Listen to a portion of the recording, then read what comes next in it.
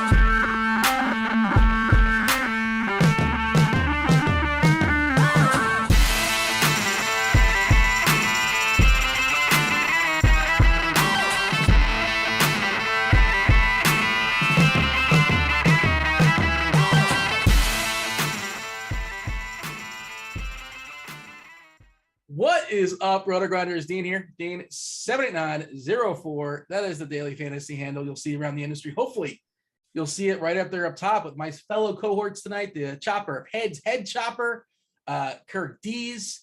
These guys know what it's like at the top of contests. Chopper, of course, former two-time millionaire winner.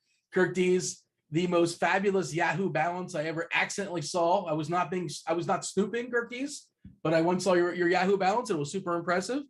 Hopefully it's bolstered since then, or we've our things, Cartes. We have a monster slate. We're full-fledged in the nonsense, a lot to break down. How are we doing over there? Yeah, it keeps growing, so that's a good thing. And I was a little worried when I saw the schedule today. I just wanted to make sure that I'm in everything's cool with you too. I know Chop said keep something to the effect of keep his name out your mouth or something like that. And I just wanted to see if you guys have mended the relationship, or if there's still some friction here that I need to watch out for. I'm not an alpha. Like Chop is disrupted by some alphas. We'll talk about that later on the show, potentially. We'll see. But yeah, I made fun of Gary Bird, the nickname Gary Bird, and Chop took offense. And it's not warranted. He's proven to be terrible. Sorry. Good nickname though. Wow. Hey, Chop. He just doubled down, Chop. Terrible take, Dean. I'm telling you, you want that Will Smith treatment, you're asking for it. I have a lawyer who went to Notre Dame. I want to throw it out there. Dean, speaking of your takes, some of your more risque takes. Yeah. You're stick even with. Let me ask you this: did you see the college basketball slam dunk contest last night? No. Oh, Dean. Did you really think I watched Honestly, it was like 100 times better than the pros. Most of them didn't have to like do a 4 or 5 times on the same dunk. They actually went up there and nailed it, and it was really entertaining. So you're sticking by your take now. You hate college basketball. I right? don't hate it. Like if you enjoy it, enjoy it. Like I don't hate Star Wars. I just don't. It's not for me. But if you like it, I'm glad you enjoy it. I'm glad it brings. Well, let me ask you, Dean. You love NBA, right? You like basketball. Why don't you like college? What is it about college basketball that you don't like? Because somebody said, "Hey, I like basketball. Now, how do we make it the worst way possible? We're going to make the game slower. We're going to call more fouls. They're going to be linked to the NCAA. We're going to review every single play. We're going to have a 30-second clock as opposed to a 24-second clock. Oh, the players can't shoot. The entire concept of the game is to put the ball in the bucket, and they can't do that consistently." Okay. So that's what you think, Dean. The halftime score is 22-16. By that criteria, Dean, yes, you absolutely hate women's college basketball and WNBA. Dean is a sexist. Let's get that out on the record right now. Dean is a sexist, does not like the women's game. I never even thought about that. Holy. I'm very happy for those that enjoy but there's some really good shooters actually, women's college basketball that are better than some of the men's, absolutely, without question. There was a girl in Oregon, there's one in Connecticut, I can't think of her name right now. The girl in Iowa, I see clips on Twitter at least, but yeah. You don't know their names, Dean. Don't pretend like you know. I don't know their names. I have some of their top shots. I do have some of their top shots. Yeah, you bought one pack, like same with me that day. You have 3 of them? I don't, it's some of the last names starts on an I. I can't remember, but yeah. But again, I don't hate it. Here's the thing though, Chop. Like, it's interesting because college football, obviously they're not as talented in college football, but like it's an equally exciting sport, or some would even argue more exciting, despite the fact they're not as talented, not as skilled, because the game is faster and more fun and more up tempo. So like there's a way to make the game more exciting, even if the players aren't skilled, but college basketball has no interest in that. I think it has something right back on you. I think it has something to do with you not liking the women's game, and then yes, that's what it is. I really you're trying to take it out on college basketball. Very upset about it.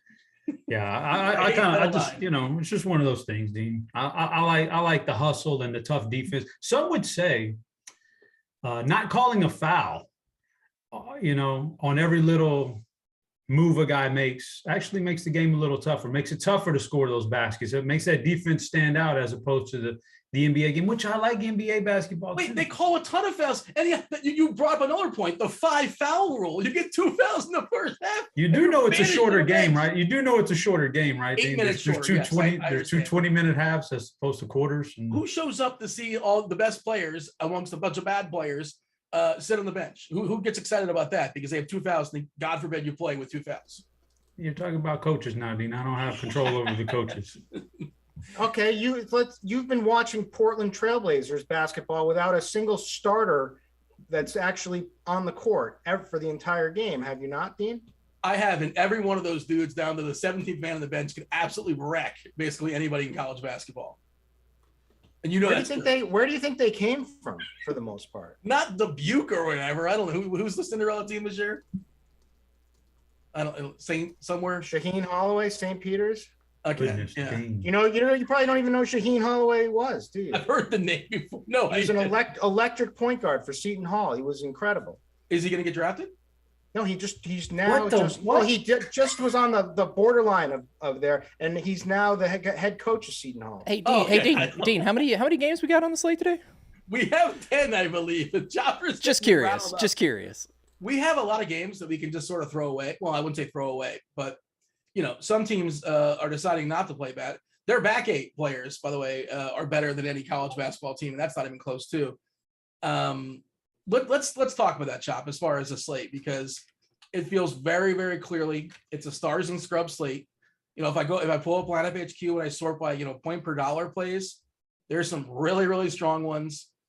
You should like your lineups today a ton. Memphis is without like half their team. The Clippers are without half their team. Milwaukee's without half their team. A lot of the salaries, of course, have not adjusted. And then you have motivation, which we'll talk about. Then you have Jokic, who's fully motivated for multiple reasons.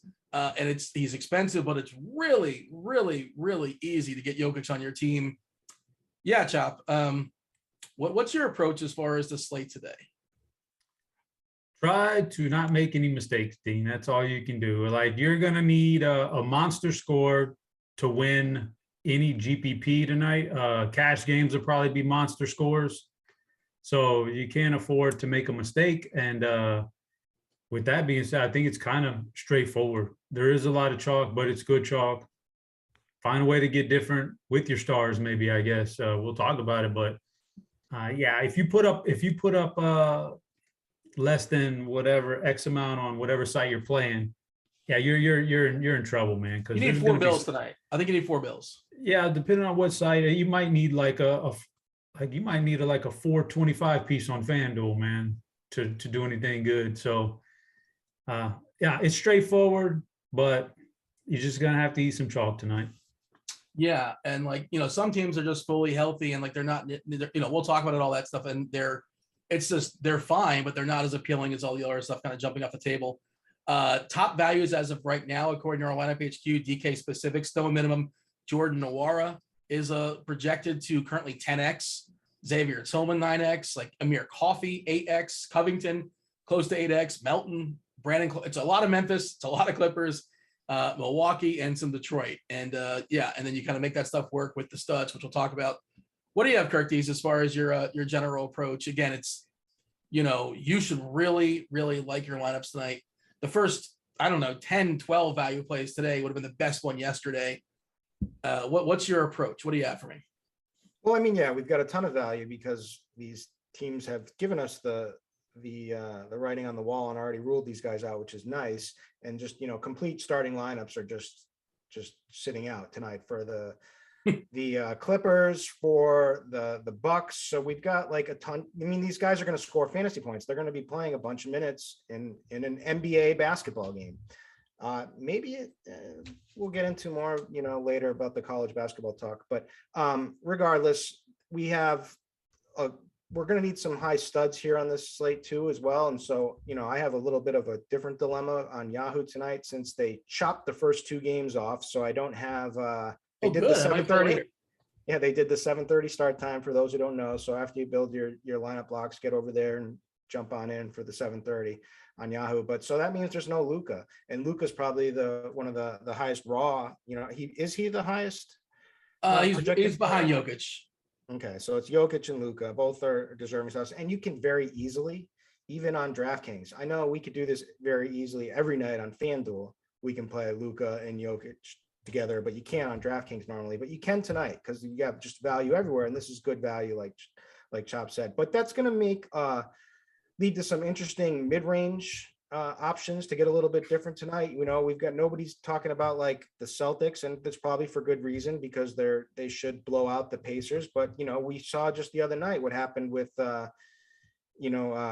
Halliburton kept the Pacers in it against the Nuggets. If that happens again, Jason Tatum could be a top stud on the night. Jaylen Brown could go off and have big games. So there's a lot of different ways you can play it. So it'll be interesting breaking it all down here. And we also have a 2:30 game at the end of the night. We're assuming LeBron's going to give it a go, as long as you don't believe his tweet today, the old April Fools. He talked about shutting it down, but we're assuming he's going to come back. He's currently questionable. Davis, I think they're both officially questionable, but this is the game they kind of had circled because they essentially have to win this one. I think they still have a fighting, mathematically they'll still be alive, whatever, for the 10 spot. I buried the lead, I suppose. By the way, I did run some optimals. DK, first one has actually Jokic and Kat, which is a nice little fun little game stack. They're playing against each other. Both guys are motivated. But as you mentioned there, Kirk, the second one has Luka and Jokic, and then all the value around it. And that's, again, not terribly surprising.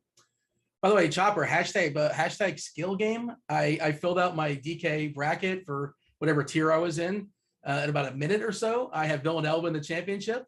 So there you go. I'm a college basketball genius. Thank you. Good job, Dean. You're just trying to rub that salt in the wound of those of us whose brackets are dead right now, right? Also, who did they beat? Who did Villanova along the way, Chop? Who did Villanova beat? I'm trying to remember. I'm taking a look at you in the picture, and I feel like something's coming to my brain, but it's not exactly popping. I think Dean, I have to say, man, it was just a bad shooting night for my Houston team. I have to say, but we had a great year. Super stoked about the future of the program, and I can't wait to support them again next year. Yeah, I was told you guys are actually better than Villanova, but I have no clue. But that was my understanding. That's what people were saying, that basically Houston's had a rough shooting night, and that's how Villanova won. All right, game by game, break it down. First game, this is a first blood revenge match for Kristaps Porzingis at home versus the Dallas Mavericks. He's another one that, not jumping off the optimals, but I think he's really interesting in tournaments, especially if you want to run him back with Luka. 217.5 is the total here. Dallas is an 8-point favorite. As far as the body parts, Dallas pretty healthy. Ntilikina expected to play. Who cares? Kuzma is still out for Washington. Of course, Beal Dunzo for the season. Curtis, what do you think? I think Zinger is interesting here. And again, the ready-made pairing with Luka on the other side, you can build some nice lineups of those two. It's not a math play with Porzingis, but if they give him 32 minutes here, and again, it's a bad matchup too, but he wants it, whatever that's worth. And you can dictate your usage. It's not like baseball where you have revenge and you can't take somebody else's at bats. But I think Porzingis goes a little bit, gets a few extra shots. I'm creating this in my head. That's just me. But where are you at as far as this game? No, I agree with you. And you also neglected to mention Spencer Dinwiddie revenge in this. Yes, game. You're right. Yeah, so we've got double revenge spots. I think there's some legitimate revenge here for Kristaps Porzingis. He's not only that, he's also playing incredibly well right now. The only issue is that, because he's gotten a little bit of a price hike now, and he's up to $9K on both sites, I believe, and you can't play him on Yahoo. And it's the 32 minutes is like the ceiling with him, right? And I feel comfortable he'll get, 28 to 32 minutes, somewhere in that range, regardless of how this game plays out. But I just don't, it's tough to get over 60 fantasy points in that minute. And I mean, I'm thinking we're going to need big scores tonight. So I'm a little weary. I like him, don't get me wrong. And I like him more on FanDuel. I always like him more on FanDuel because of the block and steal upside, because that's when he tends to go off when he has those big games. But yeah, he's in play, and I can't fault anyone for playing him. Yeah, we're just 1.34 FanDuel points per minute, 1.32 on DK. It's a little bit more there in FanDuel. It makes sense taking advantage of that block bonus. Otherwise, ownership wise in this game, ownership's going to be for an 11 gamer, it's going to be pretty condensed on the really obvious stuff. Our ownership right now in DK, and again, this stuff is fluid and it gets updated and yada, yada. Luka at 17%, Porzingis at 4%, and nobody else at 1% or higher. That's just where it's at. I'll take a peek at FanDuel. I'm sure it's going to be a little bit different than that, not that drastic. 27 for Luka, 4 for Kristaps, and Rui and DFS are getting 1 or 2%. Yeah. Chop, I think it's just about the studs basically in this game. What do you say? It's absolutely just about the two big players, Luka and Kristaps. I mean, the other guys, if you were to take a chance on them, you'd be, they return to GPP type of performance. You consider yourself very lucky. I just think there's too much other stuff out there to be chasing some of these other marginal players in this game besides the big two. You're acting like Porzingis is kind of like an off the radar. Maybe I think he's like a phenomenal play at this ownership, because there's the revenge, the narrative, that kind of stuff. But from the expert survey today, here's a little stat for you, Dean. Since he got to Washington, in those games, the 7 games that Kuzma has missed, Porzingis is averaging slightly over 47 points on both sites, DK and FanDuel, 47 points a game. If that was a full year's worth of stuff, he'd be one of the elite guys, probably be up in the 10K range. So, when Kuzma rebuttal. And that's good. But here's my rebuttal is 40. If I told you you're getting 47 points for Porzingis tonight, no more, no less, do you feel like you have to play him? There's no have to on this side. We'll get into when we get to Jokic. There's reasons why you wouldn't want to play Jokic too. There's reasons why you wouldn't want to play some of these other studs. I think the 47 is obviously just a starting off point is what I'm trying to tell you. That's a big number. If that was a full season, he'd be a 10K player right now. Will 47 win you a GPP at $9,000? I don't know. Maybe the rest of your team is awesome. Maybe maybe instead of spending the extra 2K on Jokic, maybe Jokic only outscores him by 5 points and, 50. Look at the last couple of games against Cat. He's, been held in the 50s. So I don't know how that all plays out, but I think Porzingis is a phenomenal play at this set because you got to get different if you want to win a GPP. I don't think you can load up on every player in your lineup being 30+% owned. Break off somebody who has upside. He has upside, and depending on what site, he could be coming in around 2 or 3%. No, I like it as a difference maker. I like 5% owned, and he's the guy that you need as a separator. And absolutely, he can put up like 27, 13, and like 5 stocks. Like that's about, well, depending on where you're shopping, I suppose. That's 50 plus on FanDuel. Easy. And yeah, it's 50 plus on DK as well. And like, yeah, if he puts up 47, you're not winning because of it probably, but you're also not losing because of it. It's like, fine, just gonna make stuff, whatever's around it. I got nothing else here, Kirk D's. Moving on, right?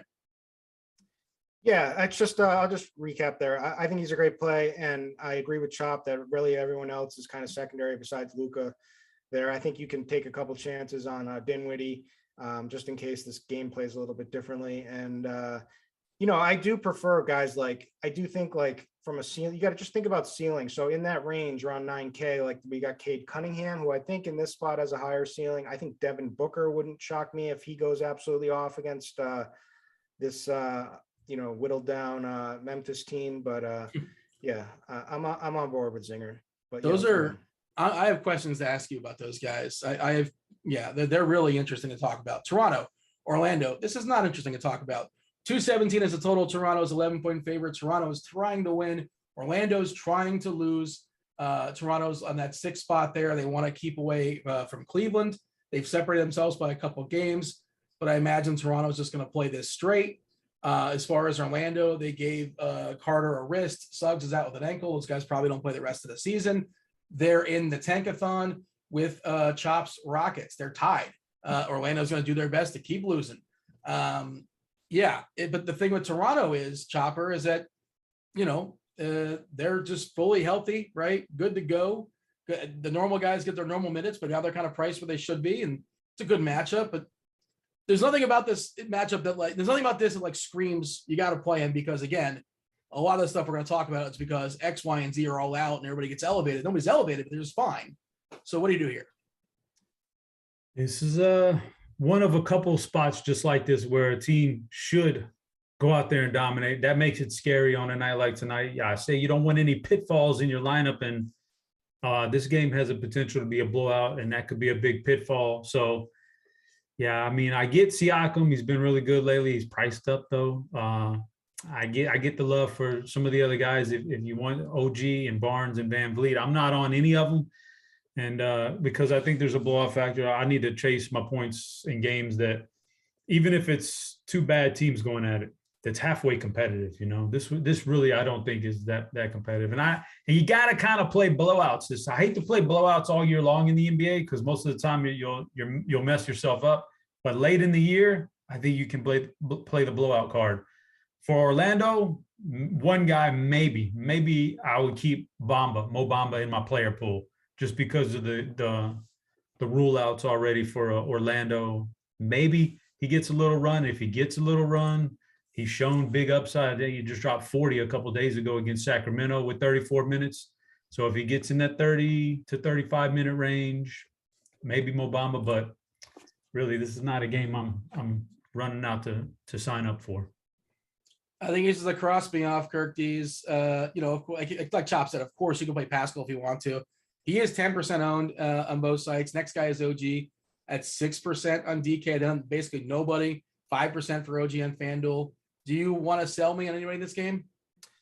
I just believe that there's going to be plays from games like these where the ownership is just going to be so minuscule tonight because of the slate that we've been handed, that there is massive, equity in GPP upside if some of these guys go off on that are kind of on a lower price. So I totally agree with Chop's Mo Bamba call, because that's a guy that we know that can go for 50 fantasy points when things are going, when he's hitting threes, when he's blocking shots, he's not in foul trouble. Wendell Carter Jr.'s out. I get him wrong every time. I never seem to catch those games. but it's there, right? It's in the range of outcomes. And also a guy like Gary Trent, I know this should probably make you puke, right? But like, he's coming off of a decent game where he shot 6 for 8 from three. He's heating up against Minnesota. The Magic are 25th in opponent made threes per game. They don't guard the 3-point line much at all. And he's a guy that could light it up, and he's only 5,900 on DraftKings, and he's going to probably be under 1% owned tonight, or at least at the most, he's going to be a couple percent owned. So those are kind of the guys that I would try to get, anybody that is in that kind of that mid-tier price range that I can spot upside. So I don't want to just completely overlook this game. That's what I'm saying. See, I don't disagree with your premise that like one of these guys, like a Pascal, can rise and like be somehow the key to the slate. It's just, for me, is like, I have no way of isolating like, oh, it's going to be Pascal. Like, there's no reason for me to point to him and say, that's the guy. There's going to be a couple of guys like that. I have no clue how to isolate who that guy's going to be, basically. Is this sort of and I don't play 150 lineups. So like, I'm probably not getting to him. It's sort of where, and you're not running 150 either, right, Kirk Dees? I imagine I'm not, because I'm on a show, but if I was, I would make sure I get a little Gary Trent Jr. in my player pool tonight, is what I'm saying. You know what they call Gary Trent Jr., right? What do they call him? Gary Turd instead of Gary Bird. I forgot about that. And you know what's great is that who's the announcer from Houston that actually heard you say Gary Bird for the first time, and then they coined the nickname? No, Chop didn't really come up with this, did he? Is that for real? Yeah, this Chop really came up with this. This is a true story? Yes. This is true, Dean. Is it Chop fact, or is it somebody's been watching the shows here, man. Somebody's been watching the shows. They got a piece of that info. Is there a tweet to confirm this? Dean, we didn't. I keep my DMs to myself, Dean. I thought it was like somebody in the Houston Twitter or something like that. It's sickening that he doesn't just believe you. You know what I mean? Like, that is sickening. Yeah. If only there was like 5 years of evidence. Step up your game, Daniel. Daniel. I heard it. Indiana, the Pacers, the horrific Pacers are in Boston. The face Kirk Dees' Celtics. 226 is the total. Boston 15-point favorite. Boston motivated to win, right? They're in the 3 spot right now, and jockeying for position 1 through 4 there in the Eastern Conference. Indiana, no motivation. Brogdon is questionable, but I would really be shocked if he played. Goga Bataji's got a foot. He's questionable. Brissett is questionable. Isaiah Jackson's questionable. Oh, Kirk Dees, same deal, right? Boston fully healthy with your exception, the exception of Williams. He'll be out, for at least the first round of the playoffs, maybe the second. We'll see how that goes. Hopefully he comes back soon. Yeah. I think you were the one talking. I can't remember if you were Chop. I apologize. I've been Chop. Like, if Tatum gets like 37 minutes against this Indiana team, they somehow keep it close. Same deal with like Jaylen Brown. One of them probably gets there, right? Yeah. What are you doing with your Celtics first? It's not even gets there. It's one of them could break the slate if this game plays out the way it's possible. I mean, Indiana Pacers, their defense is horrendous. Anybody who is a usage monster in a game against them does go off, right? And it's whoever picks up that usage tonight. If Tatum's on, alpha mode, then it's going to be Tatum. If it's Jaylen Brown's night, it's going to be Jan. So it's play one of those guys, and don't play the two together, obviously, and go for it. I'm going to be on Tatum tonight, most likely, because I don't predict blowouts. I know they probably will blow them out, but I'm going to ride with my player. He's probably he can, we saw with Luka, he can still get there in 3 quarters, right? Like, they usually let these guys like run till the end of the 3rd quarter, and then they don't bring them back in. And, Tatum could absolutely nuke this slate tonight, in my opinion. So, he's a top stud for me. He's priced below some of these other guys who are also in similar situations. So, everyone's going to be talking about DeJounte Murray tonight, but Portland is god awful, right? Like that, I feel better about the Pacers staying in the game than the Trailblazers. And, we've seen DeJounte Murray go absolutely nuts in the first half and then just kind of fizzle out, right? Because he's been too good. He's too good. He doesn't have his foot on the gas, and he gets his teammates involved and lets them go off. And that could absolutely happen again tonight. And it could be a guy like, Tatum, who's trying to, put up the most points in a game for the Celtics on a night or something like that. So Tatum's my guy tonight, to be honest with you. He's especially appealing on FanDuel at 9.4, which just seems underpriced. 28% ownership over there. Brown at 19% ownership. FanDuel specific on DK. We're looking at Brown at 19, Tatum at 13 because Brown is over 2K cheaper. Dollar for dollar, Brown looks like a better play. Brown, by the way, scored at least 25, 26 points in like 7 straight games, something like that. He's been on fire. Chop, I'm just extremely worried that he's not vaxxed. Did you go down the Tommy G thread? Did you? I did not. It popped up on my feed. It not intentionally, but I happened to run into it. Well, I not only did that, but then I ended up going down a little path, and I got myself to Will Smith. I can't believe that Will Smith may have actually killed Tupac. And well, there's a reason why you can't believe it. Chop, no, I do. Chop can speak to this, right? Oh no, let's not give this nonsense. I thought it was a joke, and then I started hearing some facts, and it makes you think, Dean. That's all I'm saying. Dollar store Alex Jones puts it out there in the ether. Oh, Dean, how rude! How rude! Hey, Chop, what do you think of the Pacers? Pacers, not particularly in love with the Pacers here. Halliburton's been good, but between him and Buddy Hyde, those are about the only guys I really could even think of. And the thing is about this game is if this thing plays out like a Boston game, do you really want to attack the Boston defense with a couple of guys who aren't cheap? Boston's played some good defense, and so. Earlier in the day, when I was first started to look over this slate and organize it, I thought, Jaylen Brown or Jason Tatum, but especially Jaylen Brown. Oh yeah, one of these guys going to really do some damage.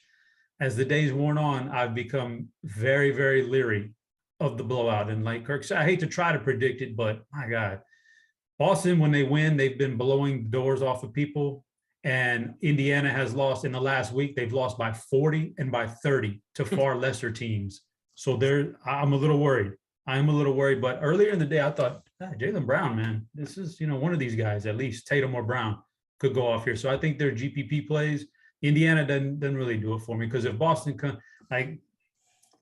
what is Boston when they're at their best? They play good defense. I don't really want to go against that good defense on a slate like tonight. Yeah, I don't think I'm playing anybody in the Pacers. They might rule some guys out that, like, in theory, can open up some value, but I think there's better, more reliable value elsewhere. I think that's where I'm at right now. Unless something really drastic changes. Is that kind of where you're at as well, Curtis, as far as Indiana?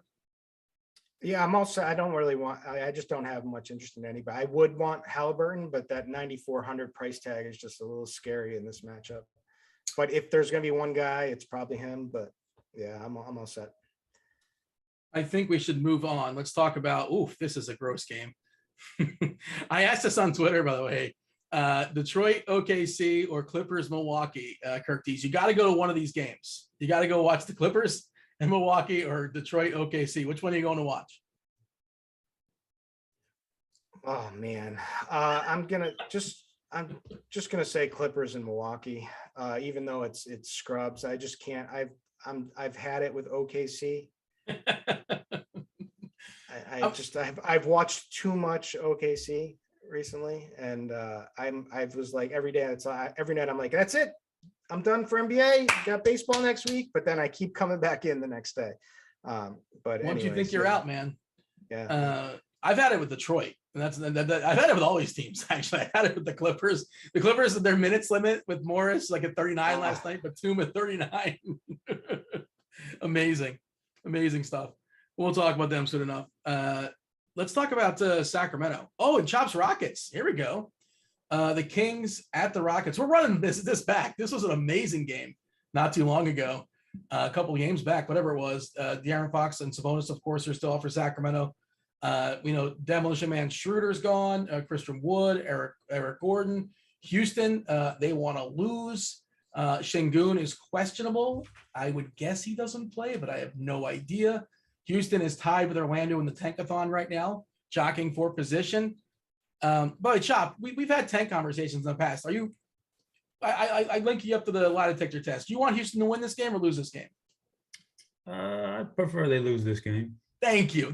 You've come around. There you No, go. Dean, no, there's a difference, Dean. There's a difference. This season was obviously always going to be about tanking. Now, once you start, can't stop. You got to go for it.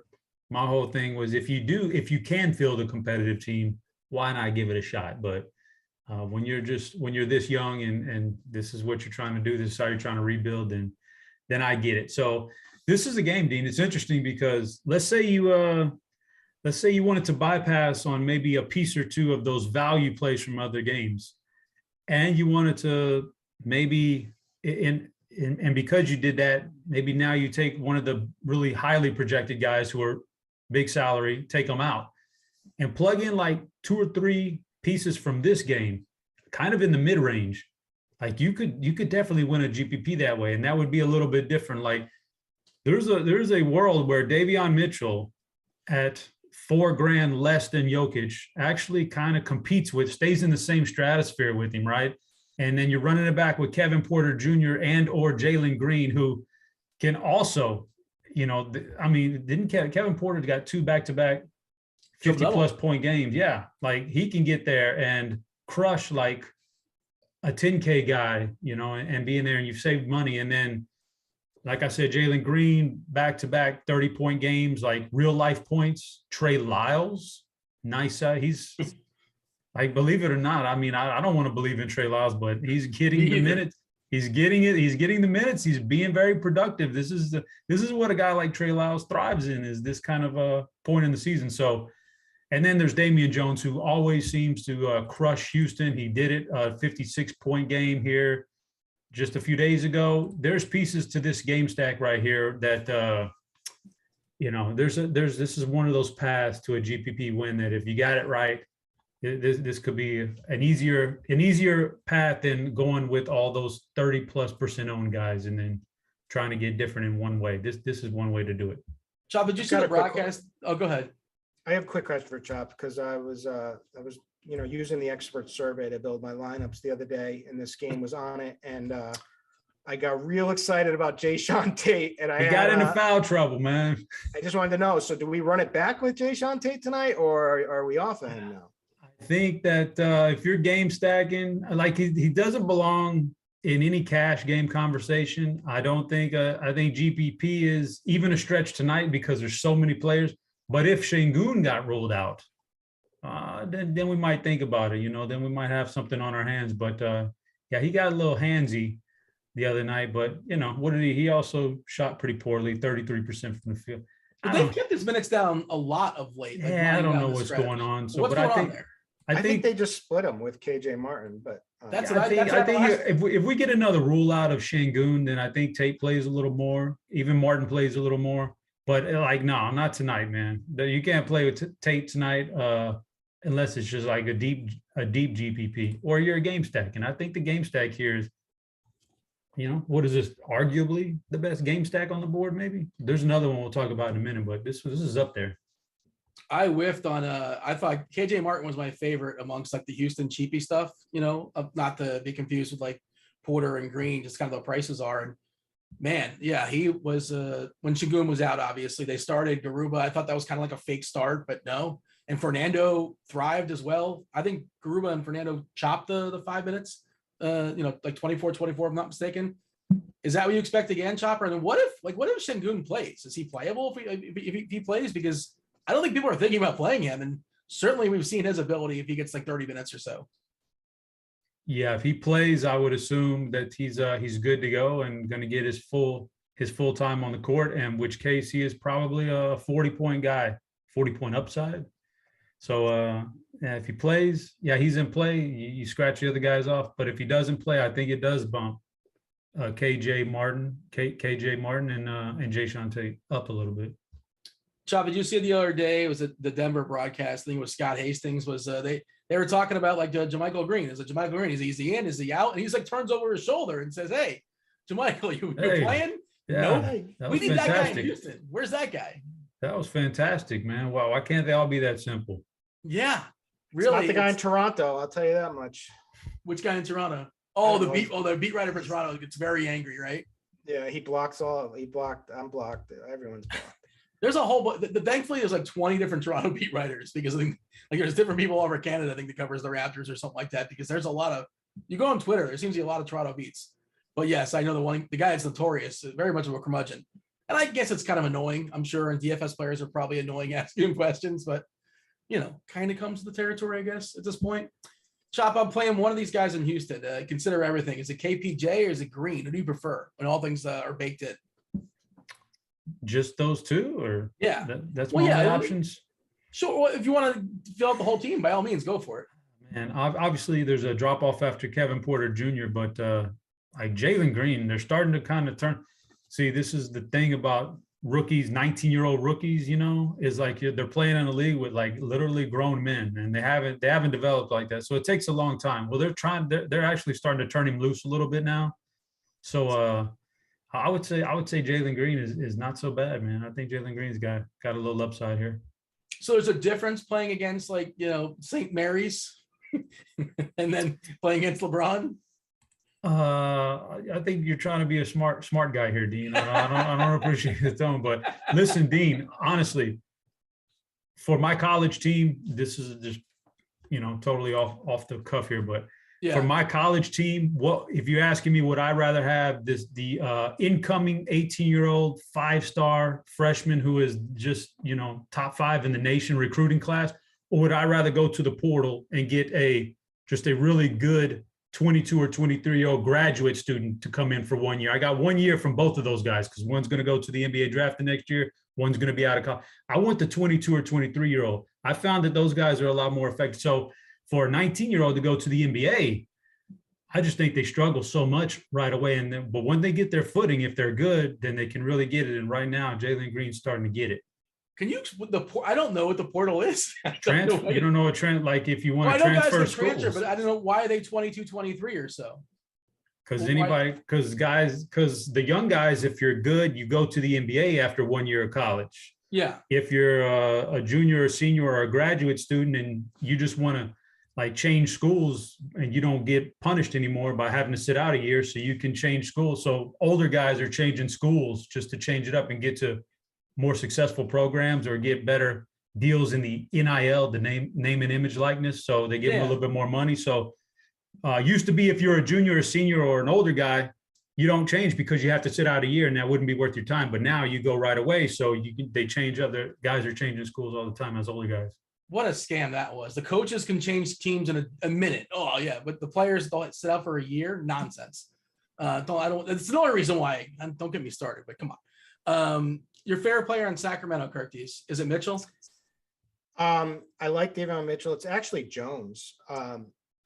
It's just, there's just so much opportunity for bigs against these, undersized, underskilled guys. Like if it's Bruno Fernando, if Şengün ends up playing, I don't care. Any of these guys. Who's the other one? The Garuba. He just had a career game, and let's run it back with him at a nice price point again in this game, right?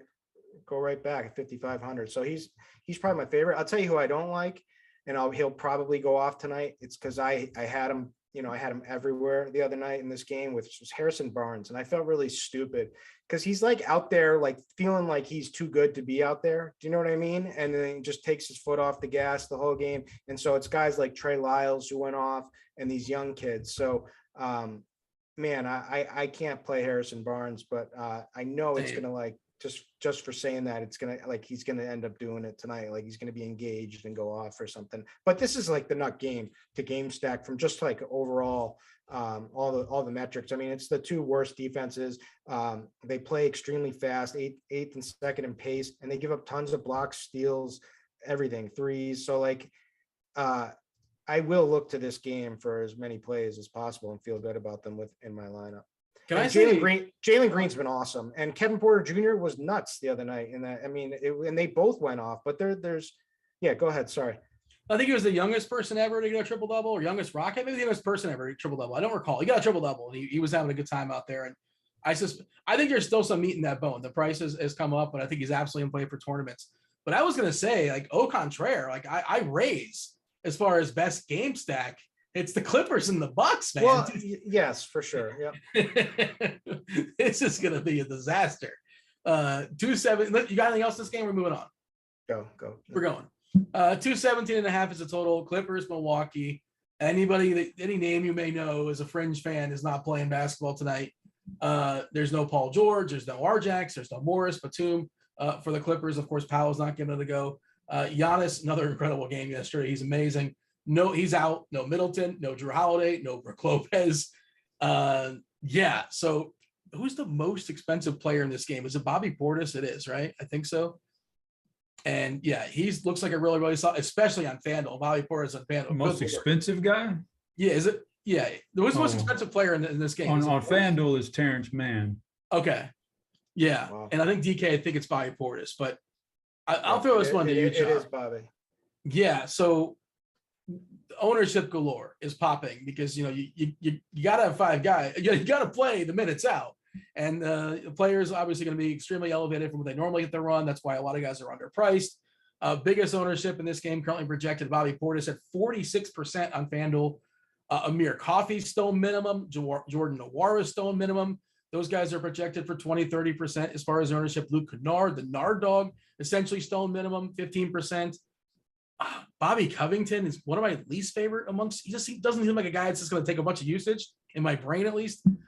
You really can't run court IQ stuff on this either because there's so many guys kicked off the court. But I'll yield to you, Chop. It's value galore. Amongst all the value plays, who are some of your favorites? Well, Dean, I am on the surface. This thing looks really good. I'm a little bit leery. There's just so much value. I don't know, if this is going to be the nut spot or not, but it's all over. There's so much value all over the place. So, I mean, obviously Bobby Portis has shown upside in his career. He's cheap and you can get him here and that's fine. But looking at like Covington, okay, that's a veteran. Bobby Portis is a pretty high level rotation player for Milwaukee and a veteran. Like, I wonder if you're really willing to punt this game, either one of these teams, and they're kind of like telling you they don't worry too much about it, then will they really let the veterans who are actually part of the rotation go like full bore here for like 35 minutes tonight? I don't know. I have a little Milwaukee bit of still needs to win. They don't need to, but Milwaukee still wants to win, right? And the Clippers, I don't know if nobody really knows what do you really know if you really want to win or not right now in the East? Because, obviously because of Brooklyn. Yeah, you just don't know where they're going to end up 7 or 8. And so I don't know. It's tough to say, but rotation guys who are actually part of a playoff rotation like that, I'd be a little bit leery of. But I mean, I think the other guy, Terrence Mann, Amir Coffey, Kennard, it's just a matter of, do you think those guys can outscore some of the other value we'll talk about here in a little bit, who absolutely will crush? So, just find some of these guys. And like a guy like Amir Coffey, you're taking up a roster spot with these. Anybody you take, the most valuable thing tonight is a roster spot, not salary or anything, like not a 35-point game. You may need all 40, 45-point games from everybody in your lineup at least. So I don't know. I think the value's fine. You can 1 off or 2 off, whatever you want, but there's the other good value too. So I'm not like, it's okay. Like if Bobby Portis drops a 50 piece, that's great. But there's a chance Bobby Portis just drops a 40 piece and you're not really, and you can still overcome that. So it's tough, man. One of the things that grinds my gears to my inner Peter Griffin, when people say, "No, this guy's free," and you hit on something that people don't. There's the value of the roster spot. They're not free because you can't just have like 20 guys that are 3K. You can't. It doesn't work like that, right? So yeah, I like that you pointed that out. And I think what's important to note is that Milwaukee's got bodies still. They have plenty of bodies. Milwaukee has 11 bodies. Clippers don't have bodies. They have 8. Amongst those 8 bodies, one is named Rodney Hood. Another is, I think it's Jackie Moon's Xavier Moon. Xavier Moon. Is he related to Jackie Moon? I don't know. He's electric. Is he electric? Yes, he is. Yeah, he got to play 8. Yeah, pretty good in the G League. He's been bouncing around overseas for a while. He's a decent point guard. But yeah, they have him. They have Rodney Hood. Who else do they got? That's their bench. And Hartenstein. And we haven't seen. Have you seen Hartenstein and Zubac play alongside each other this year at all? I don't know.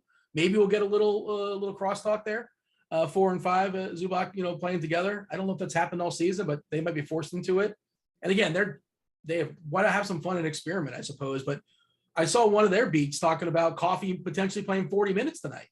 I think we have projected for 36. Like, you really can't project 40, right? We got 35.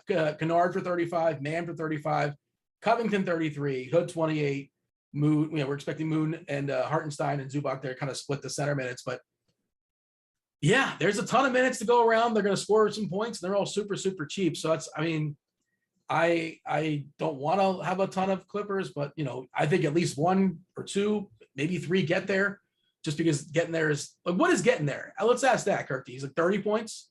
I don't want like value. I don't want 20 points on 3K. Like, that's probably not good enough.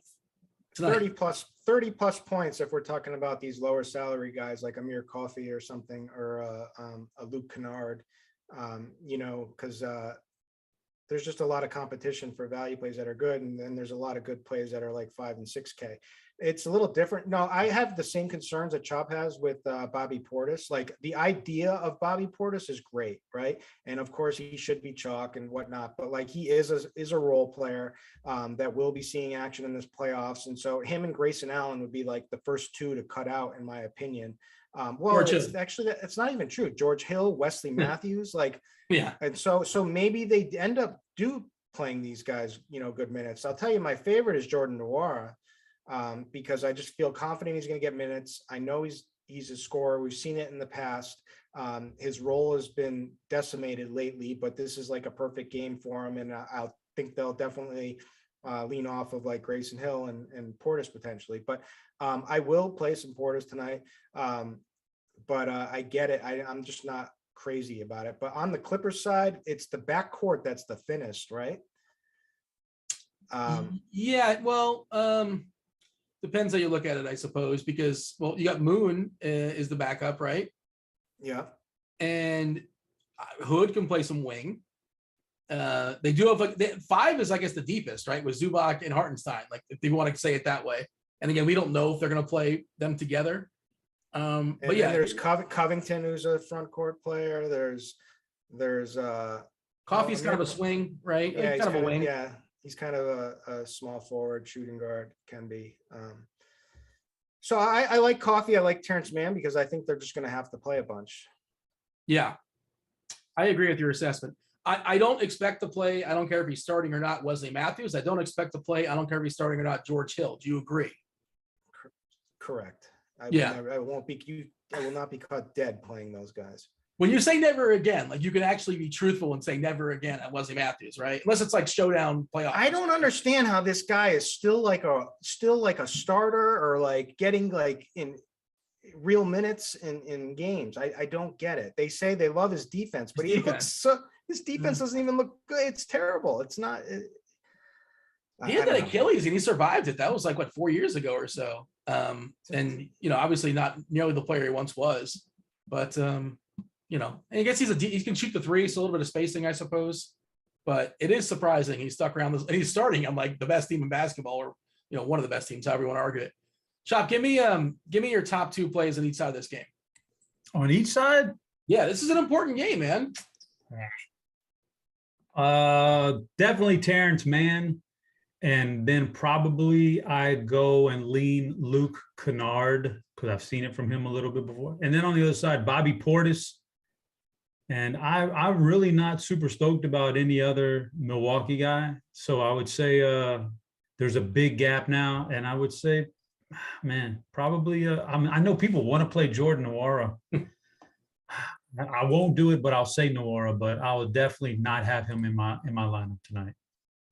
Yeah, I got Portis and Nwora as my 2 favorite.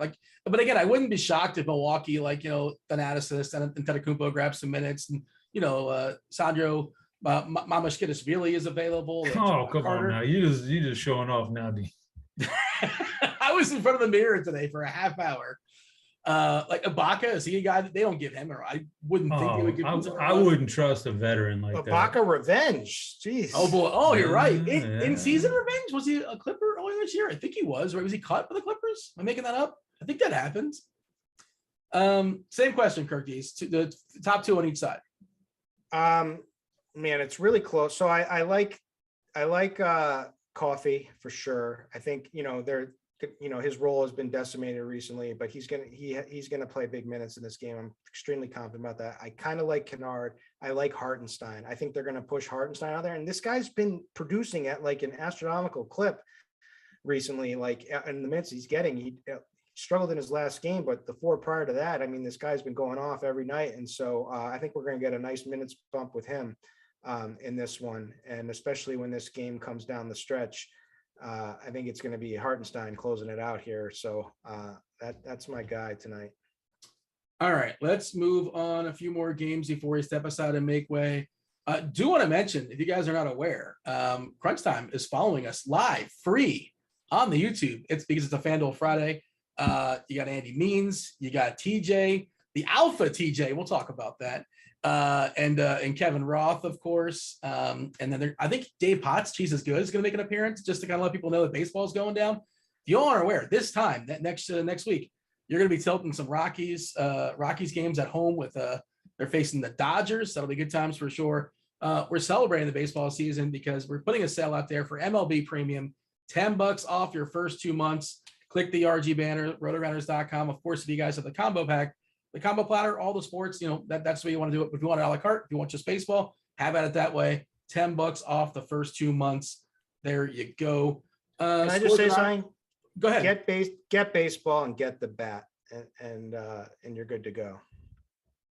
Yeah. Well, that wasn't a hard sell, but yeah, it was succinct, and we have more games to talk about.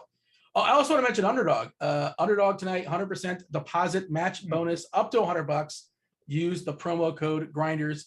If you don't have legalized gambling in your state, this is a good substitute. And again, get yourself that $100 using the promo code Grinders. Chop, do you have any of this stuff in Texas? I know you don't have sports gambling, right? Do not have gambling. Yes, Prize Picks and Underdog and all that stuff is good to go.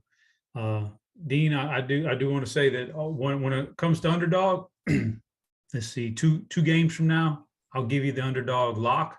2 games from now. But also, in addition to that, Dean, I'd like to say, do you even realize that your camera is out of focus and that it's like cutting off half of your head? And can you just step up your game, Dino, with this camera business? This is crazy. Really. Well, you're out of focus. You're blurry. The viewers got to be going crazy in their head right now. Hey, you're trying to get. Oh, there you go. I'm trying to white balance. It's an old school. Good boy. Now, all you gotta do now is lower it a little so you center your head in the middle of the camera, man. We had a conversation with producer Devin. I don't know what happened. Maybe I started slumping. Devin, is this on me or who's this on? Is Chop just mess up me? Dean, you like to get comfortable once you start doing the shows. You have bad posture, Dean. I'll tell you that. You do have bad posture. I'm also bad at time management because we got to get going. But we talked about that game a lot because it's super important. This game also, complete trash game, but is important because a lot of body parts missing. Detroit, OKC, 221 is the total. Detroit, OKC is so bad. Detroit is a 4-point favorite tonight in Oklahoma. Of course, Detroit is without some bodies as well. No Marvin Bagley, no Kelly Olynyk, no Corey Joseph.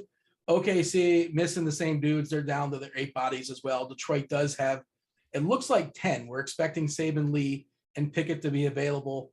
I know there was some talk of Garza potentially being available. As of right now, I don't believe he is.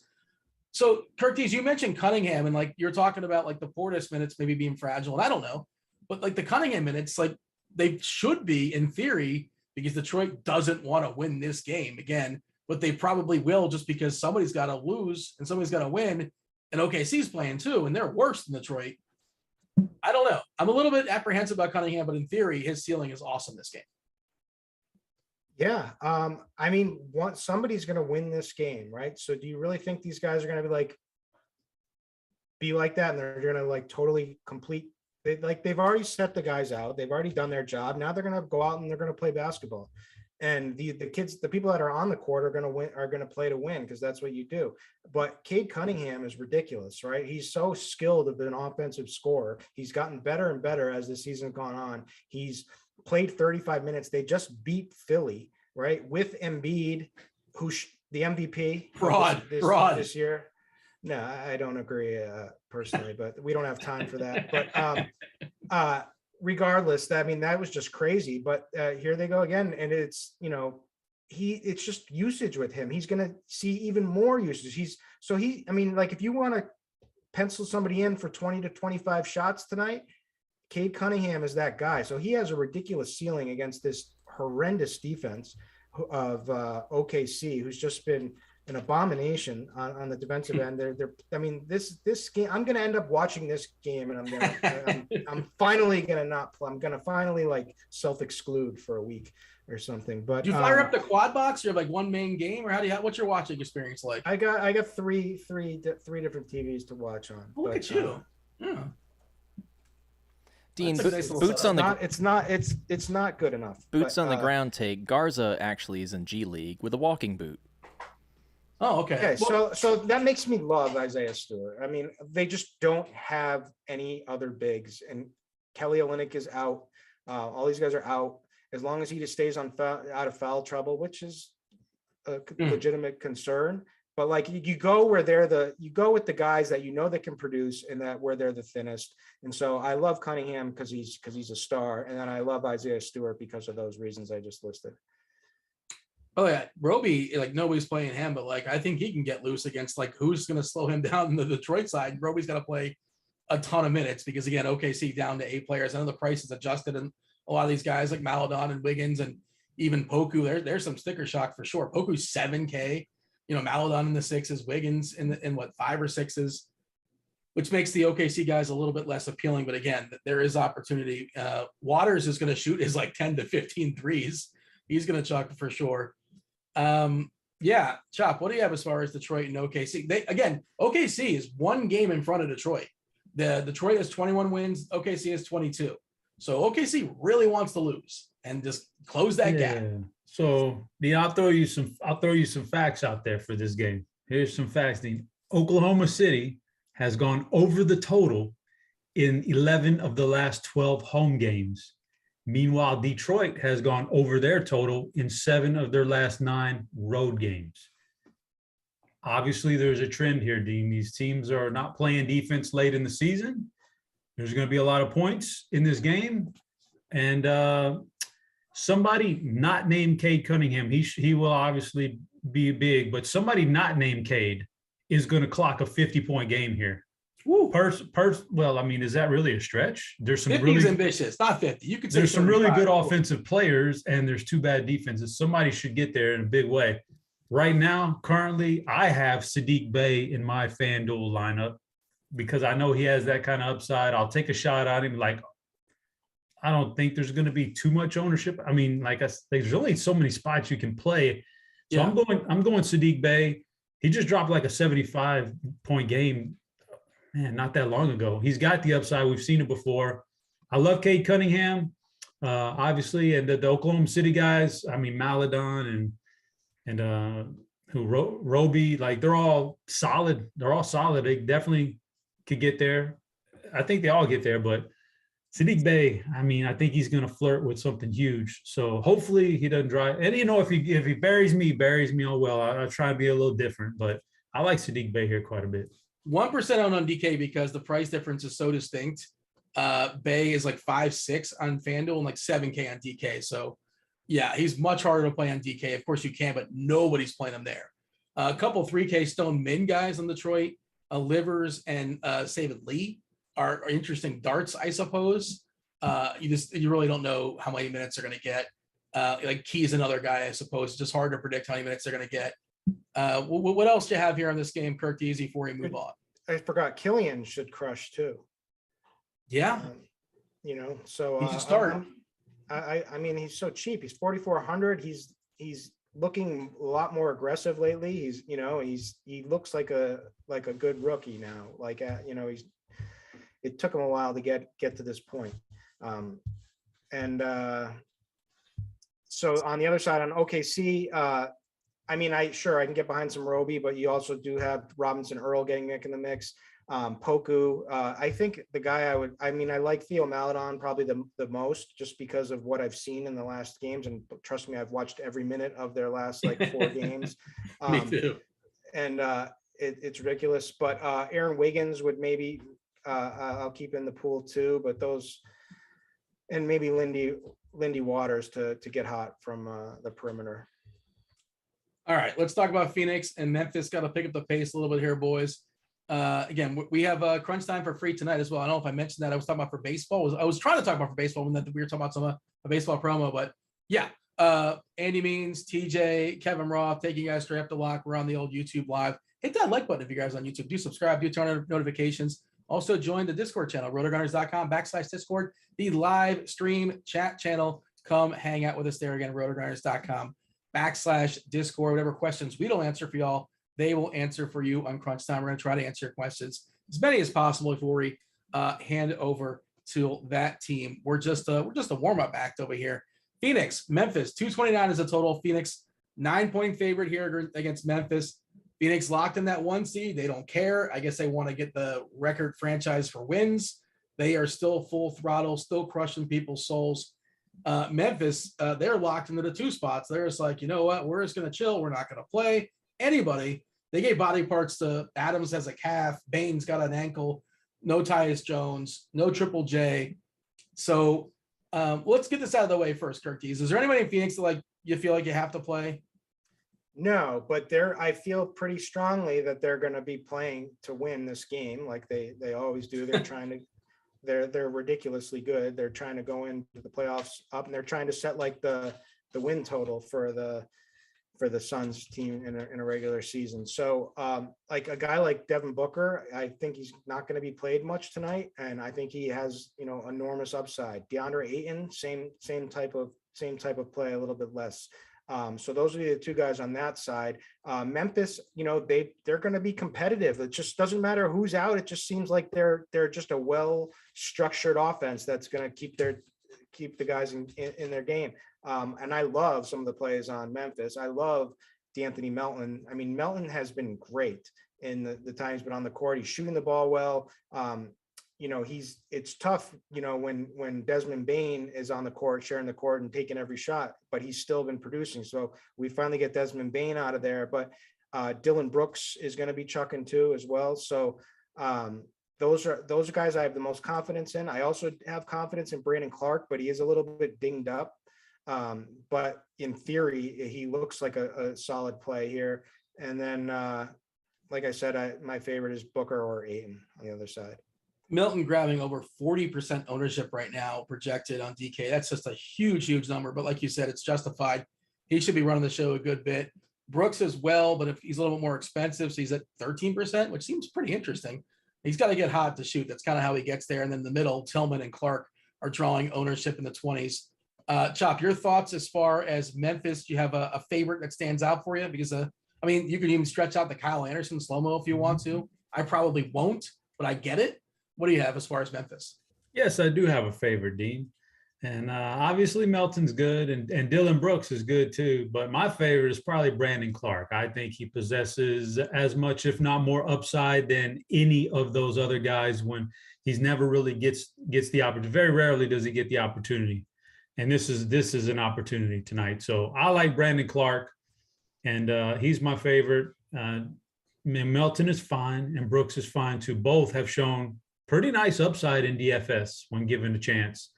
At a certain point, I'm not playing more than 3 of these guys. So then Kyle Anderson and Xavier Tillman kind of, fall by the wayside. I could see playing them, but I'm not going to play them. So for me, I rank them Clark number 1 for me. This is just strictly GPP, big GPP stuff. So in cash games, it would be Melton, but I go Clark, Melton, and then Brooks. I think you focus mostly on FanDuel, Chop. Tillman's 4-3 over there. He's 3-1 on DK. So he's got my eye over there. See, I think that is still, there's so much value, Dean. I don't know how much, like even a 3-1 is like, what's that? A 3-1 who could get you 30 points tonight, but you might be passing up on a 3.7 guy who could get you 40. So it's just a weird night like that. You have a quick pitch as far as Phoenix, or you basically you echo what Kirk Dees has to say? I echo what he says. If they were smart, they would be resting Chris Paul here. They really need to have that guy healthy for the playoffs and not wearing down in the finals like he did last year. But I echo what he said. You can speak. We've seen that multiple times with Chris. I don't get it, but like again, coach of the year. I guess they know what they're doing. Portland, San Antonio, 231 is the total. San Antonio is a big favorite here, 15-point favorite. They are battling for that play-in nonsense. I believe they currently have the 10, if I'm not mistaken. Portland's prices are all basically all adjusted to where they are their current situation, and they have more bodies now. They have 10 or 11 or so, I suppose. Chop, this game is, in theory, this might have been more interesting a couple days ago on a different slate. I mean, of course, DeJounte Murray, again, if this game stays tight, if he plays 33 minutes against Portland, he should be a phenomenal play. I love the big body of Keldon Johnson as well. But I'm mostly off this game. Is that concerning? I don't know. There's a lot of games. So I just want to get back to do I understand this right? Do you love the big body of Keldon Johnson? I like him as a play this evening. I'm not talking specifically okay. Let's clarify that. Like DeJounte Murray is obviously he's a menace, man. He's good. So that's a guy you could play. Keldon, he's been awesome. Like any other slate, I'd be that price tag, that player in this matchup. I'd love to fill my lineups with a bunch of Keldon Johnsons, but tonight's going to be rough to get him in there because there's so many other players, and I don't know. Jakob Pertl in another slate would be awesome too, but so in a vacuum, DeJounte Murray for me, the other guys don't quite make it, but those other two guys are really awesome. And for Portland, Eubanks has been incredible. Brandon Williams has been incredible. I'm not going to play Keon Johnson on another slate. He'd be great at this price tag, and this pretty decent projection for that price tag, but a guy gets you 25 points tonight, I don't think that's going to cut it for you. Yeah, and you're not paying 7-3 for Williams or 7-7 for Eubanks. I don't think you're doing that. Like I said, on another slate, absolutely, but not tonight, no way. Only guy getting ownership on FanDuel really is Murray at 28%. The big body of Keldon Johnson at 6%. DK, 15% to Murray and 13% to Keldon. That's basically it. Kirk Dees, what do you have? Anything to add here? Do you feel differently? Do you agree? I mean, it's from the Portland side, it's Brandon Williams who takes all the shots.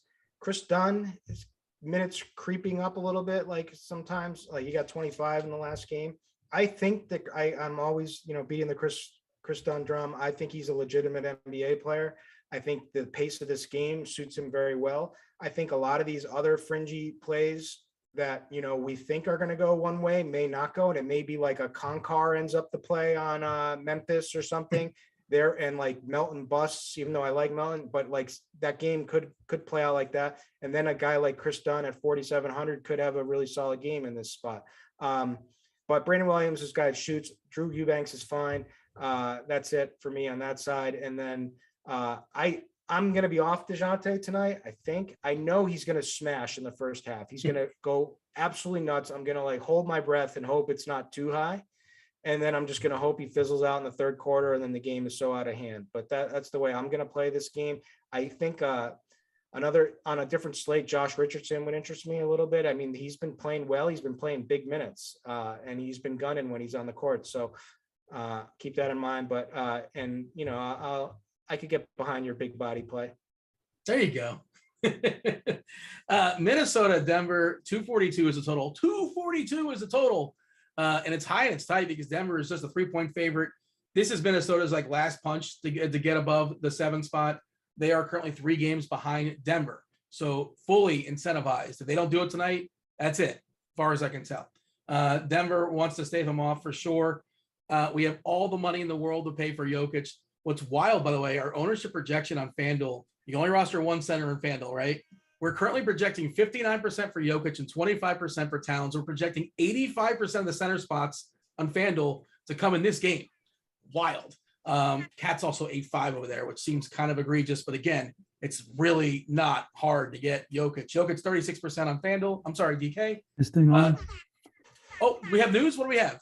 Jesus, D, come on. I can't be going off with the air horn for 30 seconds, Wade. Poku is out, D. I don't know what we're doing here talking about. Poku is out for Oklahoma City. Do they have enough guys? Do they have 7 guys or 8 guys? Well, there's going to be a game, so they got enough guys, but he is out. They signed Jalen Horde to a 10-day. Who is Jalen Horde? They signed Jalen Horde to a 10-day contract. Some dude in the crowd. Yeah, I think so he's out. He was a good play, but I mean that really reinforces the Roby play, I think. It really reinforces that OKC is doing everything possible to lose, by the way. Who's their GM? They ruled out Man. Remember that, like a half hour the other day too. They are doing everything possible to make sure Detroit wins this game. Detroit's gonna, unless Cunningham shoots on his own basket, they're gonna win tonight. This is how that goes, unfortunately. I just want to. I can't believe you don't know who Jalen Horde is. Who is Jalen? Did he used to be in the league? Jalen Horde was a massive recruit, right? He was like a top 5, a consensus 5-star recruit, and he's a French dude. He played at Wake Forest. That's how I know him, because I watch college basketball. But he's why should I know who he is? Because he's good. Was a big recruit at once upon a time. He did play in the NBA. He has a couple coffees. 1, 2, 3, 4, 5, 6. So what, they got 7 guys tonight? No, they have Horde replaced Spoku. So okay. Here's the thing, Dean. Like, they're not going to set a record for lowest amount of points scored tonight. It's not like they're going to go. Their record, I believe. They're not going to go out there and put up like a 60-point game as a team. So they're going to score points, and you've only got a few guys in there who can really score. So I mean, I think it kind of, like, they really look a lot better now, man. It looks really interesting between Maladon, Wiggins, who we didn't even talk about, and Roby. There's going to be some points scored between that trio. It's very interesting. You got a favorite amongst those three? Like, I don't disagree that one gets there. I just don't know who the clear and obvious one is. Well, right now, to me, the clear and obvious just jumped up to Roby because he's shown it before. They're super thin, and I think it's Roby right now. You have a thought on that, Curtis? We don't want time. I think Maladon's going to play the entire game. So Poku's been running backup point. He's been their backup point guard. So it just makes me think Maladon's just going to be on there the entire time. What is Horde? What does he play? He's kind of a big, like a forward. Okay. I wonder if is he in the player pool? I don't know. I doubt it. Right? He can't. I don't know. I'm guessing he was in their G League team or something, but I'm not really sure how this stuff works sometimes. But all right, good job, OKC. Let's talk about Denver and Minnesota. Curtis, how much are you prioritizing Jokic? Feel free to talk about the entire game. Obviously, Cat on the other side. Again, fully incentivized. But this is all about the Joker, is it not? Well, I want to start off, and I say I gave out an alert play today. I have an alert in Discord, a private group here, and when I give an alert, it's like an alert bet. Like, it means like I love this bet, and so if anybody's betting or in a legal betting state, I'm hammering the under in this Wolves Nuggets game. I think it's too high. I think the Wolves, they play at a super fast pace, sure, but like both of these teams are good defensively. It's in Denver, so it's going to be a little tougher on the Wolves, and I think it's going to play more like a playoff atmosphere, and this game's going to be a lot tighter than that 242.5 point total. So this is an under bet for me. Now, Jokic, yeah, he's a top raw points on the slate. You got to like that, especially when we have value everywhere. I like Cat. I think Cat's going to show up in this game and put this team on his back here tonight, and show that the world that, get off Embiid's back, because Jokic has a lot of liabilities too, and a lot of deficiencies. So I'm on board for Cat tonight for sure. Anybody else in this game besides those two? Like, of course you can play, Edwards and Barton and Russell, like his prices drop, but those are the two feature players, right? Yeah, Russell's too cheap on FanDuel for sure. Mm-hmm. Like ridiculously cheap. 5-4. Yeah. Chop, your thoughts? Yeah, I would say the same thing. The only other thing I'm going to throw in on this game is that if you are playing on underdog, I have one piece of your parlay, one leg of your parlay that you need to lock in because it's absolutely free money, Dean. Underdog has Karl Anthony Towns tonight at 100 3-pointers made. We got to take the under. We got to hammer the under. It's a fantastic way to get one leg out of the way. I saw that. I wasn't sure if that was a typo. I'm like, did Devin? And I wasn't sure. Okay, is that what that was? Okay. They're setting you up for success, basically. Is that for new accounts only, or is it like everybody? No, that's everybody. Every once in a while, you look on Underdog, and they'll throw you a free leg, almost a free leg to your parlay. This is tonight's leg, Carl Anthony. So don't miss out on that one. Again, use the promo code Grinders if you're a first-time depositor. Get yourself $100 deposit match bonus on Underdog. Chop, as far as the DFS game. No, you could. Jokic, yeah, I think he'll be super popular because you can afford whatever you want, and obviously everybody gravitates to Jokic these days. But yeah, he's about the only one. There's merit to a Jokic fade. If you thought he was only going to land, like, how is he going to kill you if he goes for one of those 70-point games? Sure, but if he gets anywhere under 60 tonight, is not a shoe-in to land on the optimal, and Kind of bad, yeah. I think he's fine, but when I start to build a roster, I've only got on FanDuel, you've only got 3 spots: power forwards and center. 2 power forwards and a center. Those guys are interchangeable with their positions eligibility. So you kind of got to limit yourself to 3 big guys. Jokic is not making my cut right now as one of my big guys. Is it Cat? What, making my team right now? Yeah, have you Absolutely made it? not. Okay. Oh, right now, I have actually, this is where I think I'm going to try to be different, Dean. I might change this, though. Right now, I have 1 power forward is LeBron James. Okay, well, that's a good segue because let's knock out that game. We're assuming LeBron's going to play. We don't know for sure. It's an hour and a half after the 9th game. This is the 10th game, New Orleans and the Lakers. And yes, it is on national TV again, NBA TV, because it's the Lakers, and you got to keep doing this to America.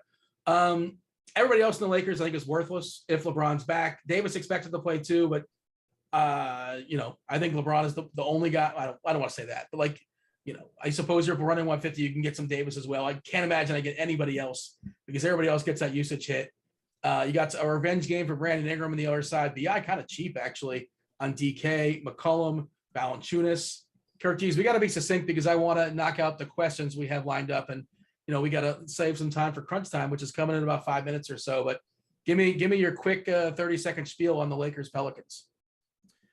Sure. You can play LeBron. That would be the only guy I want. I don't really care about any of the other guys. I don't know if Dwight Howard's going to play much or not. I know Wendy Gabriel might not be available for this game. Did they already rule him out? I don't know. Questionable. I'm all set with all the other fringe pieces. I love Brandon Ingram tonight. Ingram is going to be completely overlooked. Nobody's been playing this guy. I have him probably getting somewhere in between the 5 to 10% ownership. This is an important game for both of them. The Lakers should be more competitive if they do have LeBron and Anthony Davis. We don't know how much Davis we're going to get. It might be 25 to 30 minutes. I don't know. Somewhere in that range is what I'm thinking. But we'll see. But this is an important game for both of these teams. And so these guys are going all out, and Ingram 7,600 on DraftKings is just too cheap. Yeah, the Lakers outside looking in. San Antonio currently with the 10 spot and New Orleans with the 9 spot. Chop, what do you want to add? I do agree. I like that Ingram price on DK. 7% ownership, that holds at 7.6K. That's pretty interesting. What do you have for us, Chop, as far as this game? Yeah, not a lot to add except for the LeBron James thing and even Anthony Davis. It goes one of 2 ways, and I don't think there's any middle ground here. They're either really bad and the season's over with and it is what it is, or they're kind of going to rally now, and this is going to be the game that propels them to get into the play-in game, because they have to win this game. They have to win. It's a must win. If they really value getting into the play-in game, and they've got Anthony Davis back, and they brought him back, they didn't have to. He could have sat out the rest of this year if they punted it. So I'm thinking they're going to go all out. And so I think that's going to create a really good game for LeBron. And if Davis gets any minutes, fantastic price tag on FanDuel of only 7,600 for a guy who could obviously put up a good one. So I'm leaning that direction. It's going to be one or the other. I think it's going to be good for LA. I think they're going to go all out here. I'm probably going to make a LeBron Ingram lineup. We have a bunch of questions lined up. Lightning round right away. Kirk D's favorite pay up, different positions, but you prefer paying up for Luka or Jokic? Man, I'm going to be on Luka tonight. So Luka. Chop, scale 1 to 10, your interest in LeBron. 10, a lot. 1, none. I'm going to put that somewhere around the 7 range. All right. Chop with you. FanDuel tournaments. You like Hartenstein or Brandon Clark? Oh man, I do like Hardenstein, but I've absolutely hitched my wagon to Brandon Clark tonight and hoping he doesn't bury me. Kirk, how interested are we in a double revenge stack, first blood on both accounts, Dinwiddie and Porzingis? Yeah, go for it. I mean, I've been a narrative guy for forever, so who am I going to talk you off of a revenge narrative? Chopper, would you consider stacking the Houston and Sacramento guys for the same players the other night? The ones that went nuts, they're going to do it again? I don't see why not. They're young enough to not make any adjustments. Mitchell, Jones, KPJ, Green, I think those are the best players in that game. Fading Bobby Portis didn't sound like either one of you guys love Bobby Portis, and I think I like him more than you guys. Where are you at, Curtis, on Portis? It sounded like you're kind of on the fade side, possibly. I like him. I'm just very scared. I think it wouldn't surprise me if he doesn't play, big minutes tonight. Doesn't play, 25 plus in this one. Now I know he should, and if he starts and all that, but I'm just think that they lean off of him. But if he's out there, he's going to smash. So I'm not sure which. I haven't built my final lineup yet. Jared wants to know if Chop has upgraded his hair product since last summer. Did you put some juices and berries in there? What's going on? Wow. Where's Jared at? Jared Barton? Is that what it is? Jared in the YouTube chat. What is wrong? Okay. Jared Barton. Jared Barton is his name. He wanted to now. Okay. He's getting, when I'm on him later on, I hope he's not crying to daddy. You know what I mean? Because he opened up a can of worms now. Now he's going to have to deal with the consequences. Hey, Chop, you're playing on FanDuel. How many studs are we playing in one lineup? How many studs are you playing in one lineup? You're playing at least two, if not three, right? That's a tough one. Right now, LeBron is my big spend, and the second one is Cade Cunningham. But, okay. I did not play like a second Jokic or Luka or anybody like that. To each his own, man. Whatever. Those guys are always all awesome plays. I just didn't do it myself. Curtis, this is a tough one. Coffee or Nawara for tournaments? Oh boy. For tournaments, Nawara. I would just say I think Coffee's minutes are more secure. They're both probably going to play a pile, but there's less options for the Clippers to go away from Coffee. I would just say. Speaking on that, Xavier Moon, Chopper, 1 through 10. 1, no interest, 10, a lot of interest. Xavier Moon? Personally, I've got a 0 right now. Yeah. Because I have not heard of him until now, but maybe I do some quick research and he jumps off the page. I don't know. How dare you? You've heard of the guy that OKC picked up? You haven't heard of Xavier Moon? No. Kirk's heard of Jalen Horde. Oh, okay. Yeah. He was lecturing both of us then. Okay. I guess I didn't realize that. We should be relieved very shortly by one Andy Means, Kevin Roth. I believe we got TJ coming in, talking some basketball. Devin, are they firing him right now? Awesome. Yeah. And if you guys are on YouTube, of course, hit that like button, do subscribe, do turn on notifications. But again, no reason to go anywhere else. They are taking you home. And this is the way baseball is going to be too. Baseball, free crunch time for baseball. I believe Dave Potts, cheese is good, 2-time millionaire winner. He's going to be joining the show tonight just to kind of give you a tease, a little cameo of his existence. He's out of hibernation, although he wasn't sleeping the whole time. He was smashing hockey and smashing CGSO and all sorts of funky sports. Roth, are you with me? What's happening, Dino? What's going on, dude? We got a wild one, man. Buckle up. It's the shenanigans are going down. Are you excited to play Jackie Moon's younger brother, Xavier Moon? You can't say no to a name like that. And when the shenanigans are at their highest is when we rise to the occasion. That is when we, the crunch time folk, are at our best. Hey, so there was a previous show earlier today that Head Chopper was on and TJ's on. And Chop, what did you see? TJ was a bit of an alpha. Is that the word you use? Like he was claiming dominance, right? I don't care. You won $2 million. I'm TJ. I got a brand new house on layaway thanks to DFS. Did you call him an alpha? I think you did.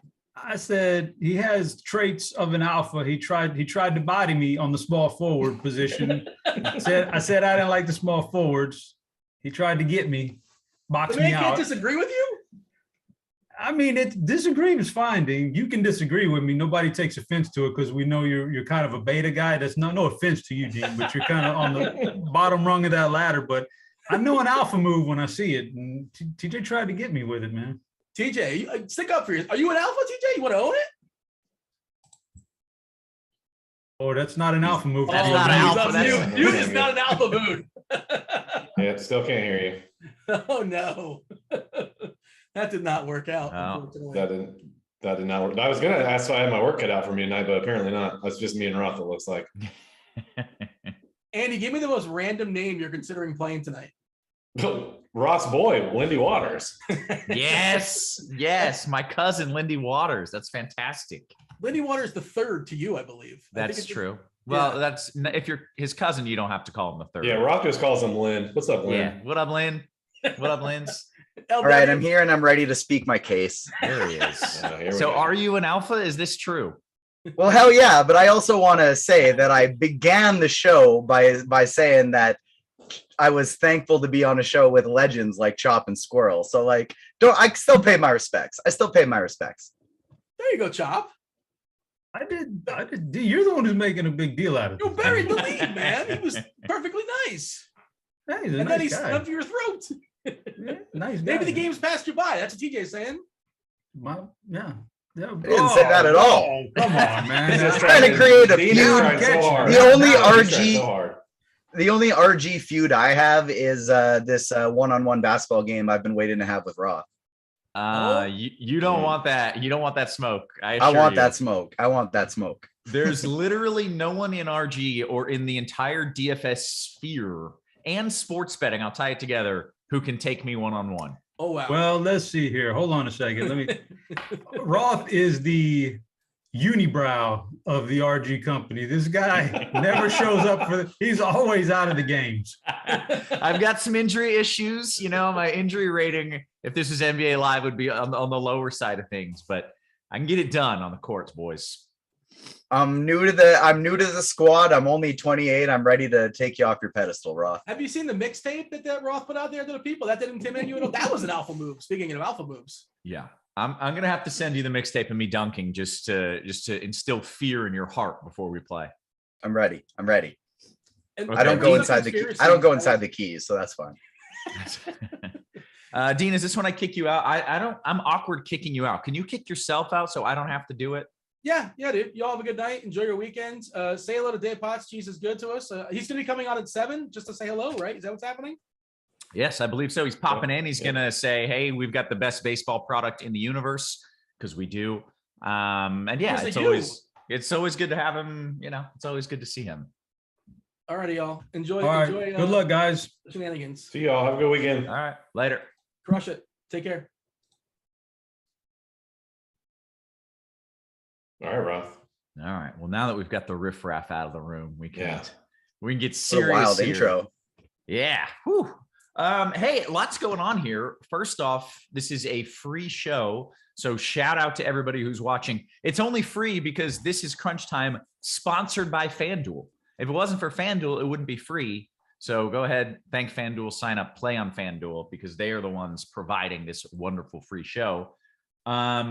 Second off, we've got a new deal going for baseball. If you sign up for Rotogrinders Premium, you don't just get $10 off your first month, which is a promo we had. You get $10 off your first 2 months, which is an even better promo. And third off, what is going on? There's a brand new face on Crunch Time. We've got Meansy as always, but TJ, other than some smack talk right off the bat with hoops, which I do approve of. What's up, man? How you doing?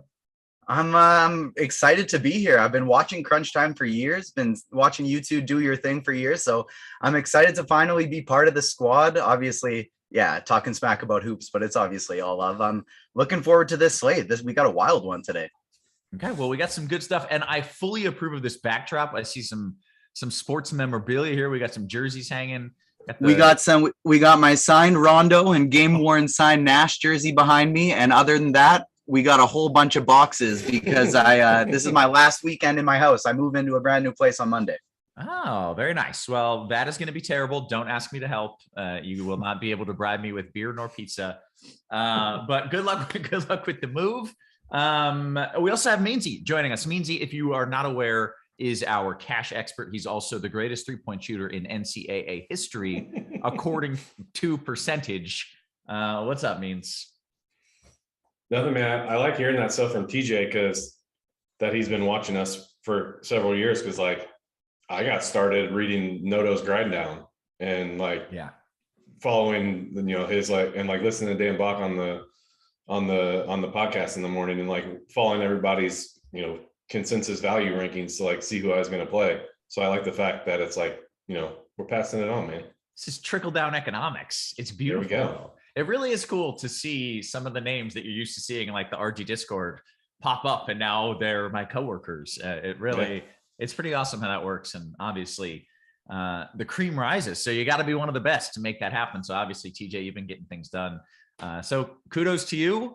But now you're in the hot seat, my man. We're going to get some GPP takes from you as we go through today. But first means, if you don't mind, just kind of starting us off with a bit of a recap or a bit of a rundown. I know it's been crazy, but kind of just hit the highlights for us before we go position by position. We'll talk FanDuel, we'll talk tournaments, we'll talk DK, and we'll take your questions. That's all coming up here in the next 40 minutes. And Şengün just got ruled out, so there goes my night. I thought he was going to be a really good play tonight because he, on a different slate, everyone would be talking about him. He missed that last game, and I thought he would have evaporated from everyone's memories but nope, he's out again. I wouldn't be surprised if he's done for the year. Strangely enough, today has gone kind of how I thought it would have gone, but that doesn't mean nothing's happening. Like Milwaukee ruled a bunch of people out, all their main guys. Clippers have 8 players available. Memphis, we knew heading into the day what they were doing. I mean, I think those guys are still technically doubtful, but that is all but means they're all going to be out. Pistons rolled out a couple guys. I tweeted about today, but we don't really have that many Q tags, like the LeBron AD thing. And that's the very last game of the night. It sounds like AD, they're officially questionable, but Woj is, if Woj is saying that Anthony Davis is targeting a Friday night return, Anthony Davis is targeting a Friday night return. So he's probably close to probable. LeBron is probably pretty questionable. But those are the Q tags. If this was seriously, people don't appreciate it, but we have all these out tags now. By it was 2 in the afternoon when I tweeted that. People forget that this news always hit when coaches had pregame pressers. So you were basically getting this stuff 90 minutes before a game, sometimes 30, what still happens now. But first time you would get word about this is 90 minutes before a game started, and now we're getting it hours and hours before. So luckily we have all this stuff to go through now.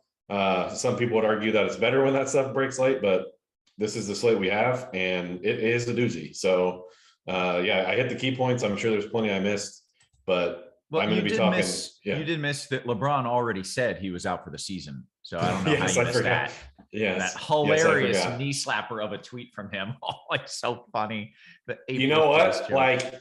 I also there's a part of me that thinks, we were joking about it in Slack. There's a part of me my brain kind of hurt when he tweeted that, because I thought he might have been serious, knowing full well that it was April Fool's, and that people would have thought it was an April Fool's, and then he actually was serious. I think that's how his brain works. But it was reversing the April Fool's and doubling down on us. I kind of thought that a little bit too, but it's just kind of a jerk move to say anything on April Fool's. just keep your mouth shut. Yeah, you won't get that from me tonight. So that's a zoom out. Should I just hop into this? Because we got a lot to go through. Let's do it. For those who are unaware, we're going to get cash takes from Meansy. Then we're going to hop over to TJ. We're going to talk some FanDuel tournament plays. Then we'll do the same thing on DK. Then we'll get to the QQs. But let's talk about what we're doing. I'm on that heater over on FanDuel. Did you win last night? Yeah, I kind of broke even. It wasn't my best. Did you play that lineup that we made or no? I did. Yeah. Yeah. We fell short. We fell a little short. We needed some KPJ action, man. Did he drop he dropped 70 or something? That was 2 nights ago, Roth. You can play in the night. Good news. You can play in the night. Good. I can't keep up, but yes, I'm playing him tonight. That's for sure. He'll be mentioned and probably low on tonight, weirdly enough, considering he just dropped 70, but it's kind of shaping up to be a stars and scrubs kind of night. And I have Davion Mitchell tagged. We talked about him on Wednesday. I have Jokic tagged. We talked about him 2 nights ago. Yeah, 2 nights ago. And then I have Portis tag where he's just 5K on FanDuel. Real quick before I get started, a couple of starting lineups we want to be mindful of. I do want to see what the Bucks do, because I want to make sure Noir is starting. I have him tagged on DK. I want to see what the Grizzlies do. We have Tillman as projected starting at center. They could go Clark, which is going to make Clark look even better, and he already looks really good. So those are two I have my eye on for now. I'm sure I'm missing some other important ones, but that's all I can think of for now. All right, so I'm going to talk about a lot of Clippers. I'm going to talk about a lot of Grizzlies, maybe a little Thunder, and I'm going to talk about a lot of Bucks. So first and foremost, there is endless cheap value on this slate. So, and I already have Jokic in my lineup. I already have Mitchell in my lineup. And I really think like you're just probably playing Luka here at one of the guard spots. Like, and if I even scroll down, like he's like so far down on RG value, but you like you need raw points at some point. And it's not like he's 10-4. We were talking about it last time he was on the slate. Like him and Jokic are always just so cheap and they're just so easy to get. It's not quite the case on FanDuel tonight, but what is the case is that you got to get some raw points because there's so much cheap stuff. So I think he's one of the next guys in for me at guard. He has point guard, shooting guards, that helps. And so Does it have what you're doing anything? here, Does it have anything to do with the fact that he's going against Porzingis and he's definitely motivated to be like, I hate you. Look how much better I am than you. You are the problem. I am the greatest. yes. Did I not say that? You didn't, and I know you hate narratives. It's such a good narrative. It's so good. That's What why about we the can other play side? Porzingis tonight is just Yeah, I was gonna because say they're what playing about the other Dallas. side? That's it. Yeah, there you go. Easy game. Yeah, so the cheap stuff that we're going to be pairing with Mitchell and most likely Luka, you have D'Anthony Melton, probably my favorite. He's only 5'6". Maladon 6'4". Lindy Waters is shooting guard eligible, 5K. Luke Kennard. I hesitate to bring this up, but I'm just going to present the information, and how you deal with it is how you deal with it. But like, there's kind of like this middle ground guy who covers the Clippers, but not really a beat writer, but still is kind of plugged in. He's suggesting that they're going to see how the game goes, like basically in the first half. And then if they're winning by a fair amount, he thinks they're going to like pull back a little on like their other main guys that aren't ruled out, like Terrence Mann, Luke Kennard, Zubac, Covington. So like that gives me a little bit of pause to where they might get sat out for like a quarter and a half and they just play like Hartenstein, Hood, and Xavier Moon for the rest of the half. There's like someone's out there speculating that at least knows what he's talking about because he covers the team that is suggesting that. So like, that's where I get in this weird spot of like, do I really want to play Luke Kennard and cash games? Probably it's fine because he's 3'6". But if I'm picking between him and Amir Coffey, I'm picking Coffey. Like, do I really want to play Robert Covington in cash? I would hope to find something better. Do I really want to play Terrence Mann in cash? I would hope to find something better. It's going to be that weird line of what to do with that situation. Again, I'm just presenting it. I have no idea if that's going to happen or not, but I at least wanted to point it out. Okay. Any other guards? No, I like other, like Aaron Wiggins is another Thunder guy. The Thunder situation is we already knew they had 8 guys. Then they just rolled out Poku. So they basically signed a guy named Jalen Horde to a 10-day, who I'm assuming he's in the vicinity, so they can actually have the game tonight because you have to have 8 guys in uniform. So just another like high rates guy who's out. So more to look at for the Thunder. That's why I kind of buried the lead on that. Let's go to a forward and I'll do small forward.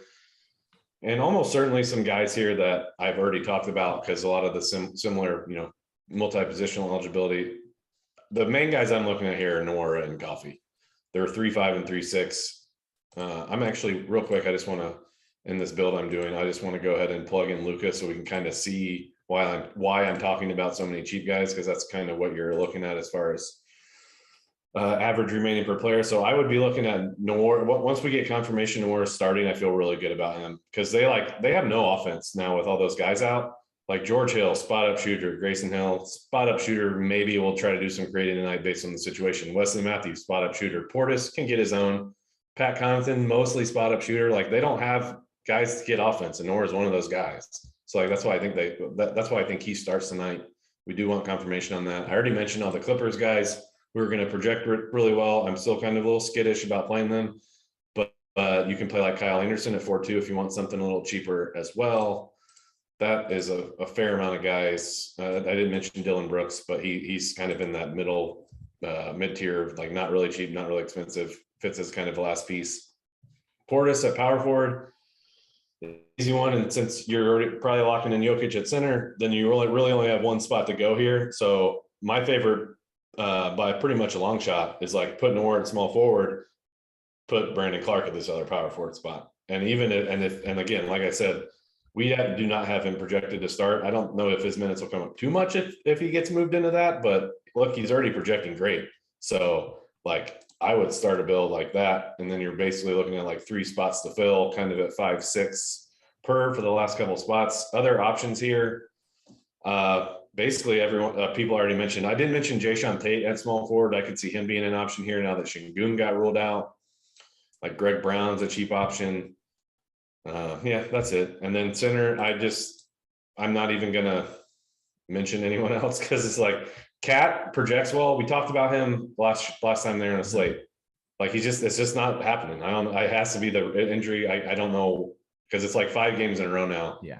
But you have all this cheap values play Jokic, so I'm not even going to talk about anybody else. I know it sucks. I really was building my lineup with Porzingis, and then I saw Jokic there, like so close. Like, what am I doing? But is Porzingis power forward eligible though? He is, but I don't know. You had good power forward plays I like too. So yeah. Hey, you know who was the real champion in that entire process? Means Lindy Waters. Yes, Lindy Waters. I was gonna go with TJ, who sat patiently. His premiere crunch time show, he just sat patiently twiddling his thumbs, waiting to take over the reins and to steer us in the right direction in GPPs. TJ, was that painful? No, not at all.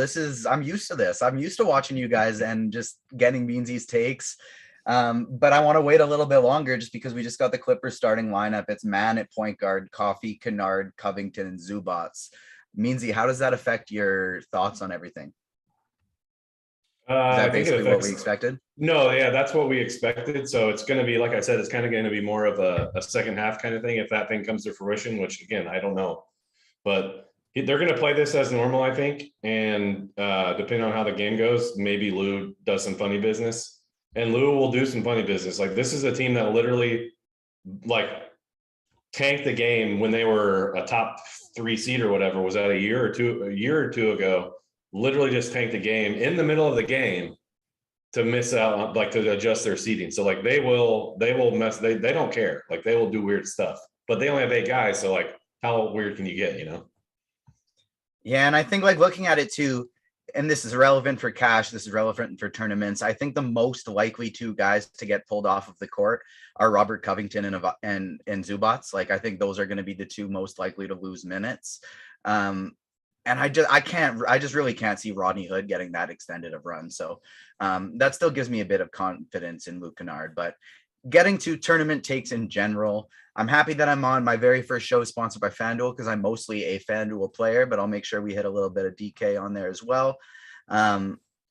It's an exciting one. And so I think when in tournaments, you're looking at on FanDuel, you basically, for me personally, I think I'd want to play 3 of Jokic, Doncic, LeBron, and DeJounte Murray in all my lineups. If maybe just 2 of those, if I'm also looking at somebody like Jason Tatum, maybe you want to sprinkle in a Booker or a Porzingis or a Karl Anthony Towns, of course, is a great play at only 8,500. But it's a stars and scrubs type slate, and it's so easy to get 3 of those guys in there. Right now, the 3 that I'm personally leaning to, I think, are Jokic, LeBron, and DeJounte. And the reason I'm leaving Doncic out of there is just because 2 reasons. He's seen a big price increase on FanDuel.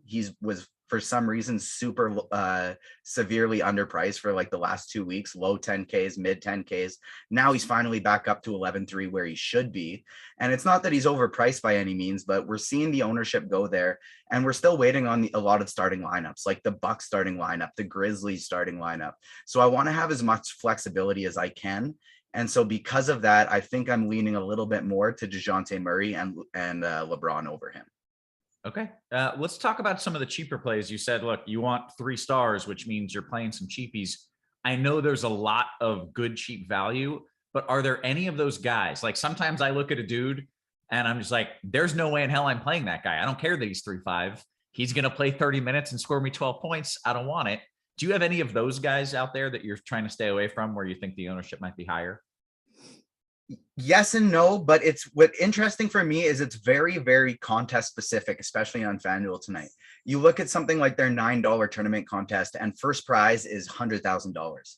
Second prize, I think, is like 30, and then it drops significantly after that. So you're not wanting to finish 15th in that one. If you're running one lineup in that tournament, if you're running 150, unless he goes absolutely bonkers, you're probably not winning $100,000 with Bobby Portis tonight. It's probably just not going to happen. We're projecting 45% ownership. I could see it going even a little bit higher. So just things like that, where it's not that I think Bobby Portis is a bad play or some of these other guys. It's that there are just so many unbelievable plays tonight. So I think you want to look at it with guys like Amir Coffey, and DeAnthony Melton, Bobby Portis. If you're playing single entry tournaments, small field tournaments, these are still great plays. They're going to be in fantastic spots. They're still great plays. But if you are in a large field contest tonight, trying to win $100,000 in that $9 one, that's when I like starting to look at some of these other guys. And some of the ones I'm looking at are one of Meansy mentioned, Sean Tate. I love Sean Tate tonight. We got Şengün already ruled out. We still have Tate projected for sub 5% ownership. Another one I like in the forward position, Greg Brown, power forwards, 5% owned right now. We're expecting him to start for Portland.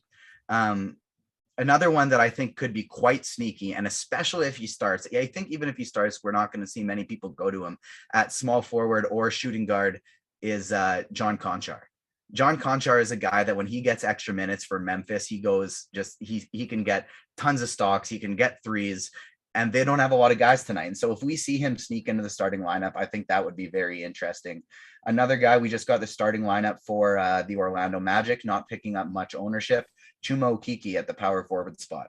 People don't really like going to him because he's disappointed so much lately, but this is still a guy that gets minutes without Wendell Carter Jr. in there.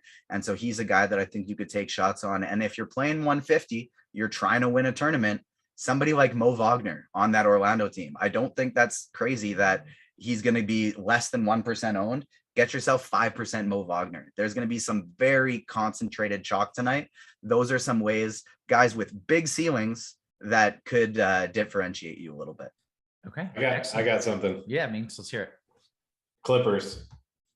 Ty Lue says Xavier Moon is definitely going to get to play tonight, and he's excited for him, blah, blah. Also know that Zubats played 32 minutes last night, and it has been huge for the Clippers this season, so he probably won't play too many minutes tonight either. And someone else is saying expect Hartenstein to play more than Zubats. So we're already starting to get some. So now this is starting to, it sounds very realistic that, like, when you think about the top 9 guys for the Clippers, the guys they rolled out, then it's Mann, Kennard, Covington, Zubats. So like when you're thinking of who would be the next ones to go, and we know Zubats is one, it's gonna be those guys. Mm-hmm. So this already sounds like this thing is starting to come to fruition a little bit. So I just wanted to point that out because now other beats we really trust are starting to talk about this. So I wanted to throw that out there. I didn't know if TJ had a take on that now that we have a little more news. Well, like, it's a perfect segue because on the DK side of things, Isaiah Hartenstein might be my favorite tournament play on the entire slate. 5,100, only center eligible, but you can play 2 of them over there. He's $1,300 more expensive on FanDuel. Isaiah Hartenstein, I don't think we're going to see him. I think his ownership will go up a bit, but I don't think it's going to go up to the point that it should. And I think he is an absolute smash spot tonight. Okay. Means you want to talk a little bit more about some DK cash? Then we'll do TJ. Yeah, we'll do that. If you still have some DK GPP takes, we'll get to you in a bit. Perfect. All right. Trying to go through. All right. Jokic, got him tagged. Coffee and Nora. Again, I want to make sure Nora is starting. Let's go through everything here. All right. Point guard, definitely want to spend a decent amount of time here just because I don't have anyone tagged on it. There's going to be routes to paying up for Luka. There's going to be routes to paying up for KPJ, routes to paying up for DeJounte. You might have to do that when we're going to talk about some of the cheap stuff on this DK slate. So those guys are all viable. By far my favorite point guard, though, is Melton. Like, we haven't talked too much about the Grizzlies just because there's a lot going on and we've known about them since like last night. So it's like they kind of get buried. But they're without Ja, they're without Tyus. those are like, we always have these weird nights where we think Melton's going to play a lot and he never seems to play as much as we want him to. Completely different situation with no Tyus also. So like they just don't have many ball handlers. Like I think he's going to have to just play a lot. So he's by far my favorite point guard at 5'2". Other cheap stuff. Killian Hayes at 4'4". Moon at 3K. Like the less the main Clippers play, the more guys like Xavier Moon are going to play. So I think he's actually viable, believe it or not. Maladon, KPJ. I think I'd be fine with Terrence Mann, even though, I mean, I would prefer not to, trust me, but he's so cheap. I think it's viable. Let's look at some shooting guards. I have Coffee there, but you can also use Coffee at a forward spot. Lindy Waters, man. I can't believe we were talking about this dude, like just how awesome his name was. Then Roth throws out that he, I don't know, texts him or is in a group chat with him, or he's basically my cousin. Yeah. Or he's Best in man your and MySpace best, top 8, best maybe. man from his wedding. Yeah. That's it. Something like that. Dude Chucks, man. What's that? 33 3-point attempts in the last 3 games. Dude gets him up, and he is 4-2 on DK. One of my next favorite guard plays, I shall say. Conchar, I know TJ mentioned him. I think he's more of a last piece type of thing. He also has small forward eligibility. The more I'm just going to start plugging in guys I keep saying are my favorite so we can kind of see where this takes us. And honestly, like I maybe would even say Lindy Waters is a better play than Coffee, but you probably are just playing both.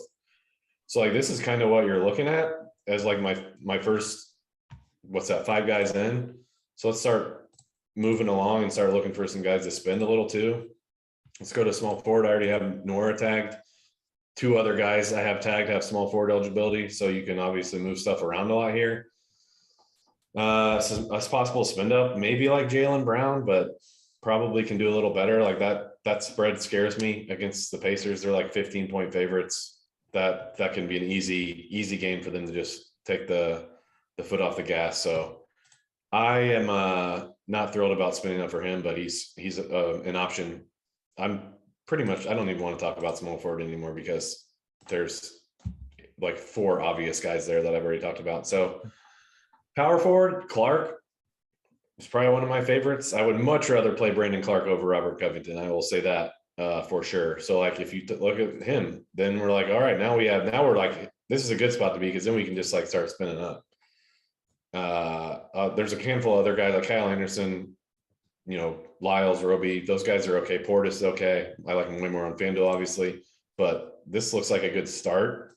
And then let me just peek at center to see if there's anyone that stands out that I want to mention. So Tillman, again, we're projecting him to start. That projection is going to come down hard if they start Clark over him. I mean, he's still going to be in play just because they're so shorthanded, but like, as you can see, he's getting into a 30-point projection because he's at 30 minutes. So yeah, he's going to look fine if you bring him down to like 25, but is he going to look great compared to other plays on the slate? Maybe not. So keep an eye on that starting lineup. Nothing here that's just center eligible that I'd be like thrilled about playing. So if I just go back to look at the rest of the group as a whole, you're looking at like Luke, again, you're looking at maybe just spinning up for Luka, or you're looking for spinning up at DeJounte, or maybe, I mean, I wouldn't like mess with LeBron just because he's the late game and that hampers your flexibility a little bit with his Q tag. You can even spin up for like Davion. Like a lot of my stuff is leading to just like going high on that second to last spot and then kind of filling in. And there's obviously some other guys that mix in here, but this is kind of what I'm looking at for a start here. Okay, excellent. Let's get some tournament takes here, TJ. You mentioned Hartenstein as one of your favorite plays on DK. You want to talk about some guards and then kind of work your way down if you can? Yeah, absolutely. So starting with the guard position, I think this is actually a really good spot to differentiate from the field a little bit. And one of my favorite places to do that is the Sacramento-Houston game. So you're going to see a lot more ownership on guys like Davion Mitchell on FanDuel, on DK. He's not going to see that same amount. I think we're projecting him for about 16% right now. I could see it dropping even below that because I don't think you're going to see want to see too many people pay that 8K number for him. I think it's going to be a bit of a sticker shock. On the other side, Kevin Porter Jr., Jalen Green. Jalen Green, we're projecting sub 10% ownership right now. And this whole game as just a game stack is something that we just saw it 2 nights ago, can go absolutely bonkers. And because of all the Memphis value, the Clippers value, the Milwaukee value, we're not really seeing any ownership go to it. So up from the guard side, you have Porter Jr., Green, Davion Mitchell, all great options. Somebody on the FanDuel show we talked about earlier today that Squirrel and I both liked is Josh Christopher. And I think that's another, if you're playing large fields, you're playing lots of lineups, Josh Christopher for Houston, I think that's a reasonable contrarian value option tonight. Moving over to the forwards, I think the easiest fades of the entire night for me, whether I was playing one lineup or 150, would be Covington and Zubats. Just the fact that there's still some ownership going to them. I think they're going to be the first ones to lose minutes. I still like Coffee, Nuora, Kennard. I think those are all good chalk options. And so I don't mind sticking to them, but I think I would try and stay away from basically the first ones in a blowout you think are going to lose time. Sure. So guys like Robert Covington. When we get closer to the center position, my center pool on DK would be very, very tight tonight. All of my lineups, I think, would be basically built around Jokic, Brandon Clark, but who would mostly be in the power forward position, Xavier Tillman, and Isaiah Hartenstein. I love all of those guys so much, and I think I'd want to be spending up for Jokic or getting those guys in there. Portis is obviously still a good play, but you can play him at power forward. I really think I'd want to be using a lot of my utility positions on my centers, and those are going to be Jokic, not Roby, who I think is still a solid tournament play, but just not as much of a priority. It would be Jokic. Isaiah Stewart is another one I like, but mostly Hartenstein and Tillman. Okay, excellent. TJ, anything to add? Means anything to add, or shall we got like 15 minutes for QQs if not. Two more center options. We didn't touch on quick. I just wanted to touch on your Stewart thing real quick. Is that they're Luka Garza is down in the G League. They have, and Olenek's out, Bagley's out, blah blah blah. He could really see minutes get up there tonight. I think that was, what was that game? Yeah, 37 the 3 games ago, and I don't think that went into OT either. So I love the Stewart. You want to chase minutes ceiling. You want to see if these guys can get you you want him to be getting you 40 tonight, and I think he can get you 40 if he's playing 37 minutes. He can probably get you 50 if he's playing 37 minutes. So I'll go back to TJ. He had something else you want to add. Yeah, and that's that Detroit side in general is guys that we didn't touch on much on FanDuel, but even if you're trying to win that 100K, somebody like Isaiah Livers as a minimum price option there, I think there are worse things you could do. Sadiq Bey is incredibly underpriced on FanDuel, and you can play Isaiah Stewart at power forward on FanDuel. Those are 2 things I forgot to mention that I really, really like on that side. It's a night I really wish I was playing 150, but just being on my first crunch time, I figured that wasn't the most wise decision. Can't do it, man. Because when something happens, hard to play one. You can tell when someone's doing it, because as soon as something happens, they're just clicking away, just nonstop. They just zone out. Rough. The key is when you ask them a question, and it happens to me all the time. But they're looking away. You can tell they're doing something, because they're not just dozing off. They're they're intensely focused on something, and then react to your question 8 seconds later. What was it? They got to re-say it in their head to then focus on the question. Yeah. I've seen it often with the co-hosts. All right. Means anything else here? We've got still a lot of time for questions. If not, I got nothing. Okay. Well, let's do it then. One more center option and just tournament options in general. Damian Jones, I think, is a center option who just showed a huge ceiling in the last time they played Houston. Houston doesn't have centers right now. So if Jones is going to play 35 plus minutes again, we only have him projected for 28, but he saw a ton of run last game. So if Damian Jones, I think, is a good GPP option, as well as Trey Lyles on that side as well. Okay, excellent. Let's dive into some of these QQs. And I like this one from Jay Sams. He says, can you go over thoughts about AD on FanDuel? I saw AD's price and my jaw, I had to reattach. We think he's likely out, but holy smokes, he's cheap. Means no, he's not like that. He's the yeah, he's so cheap.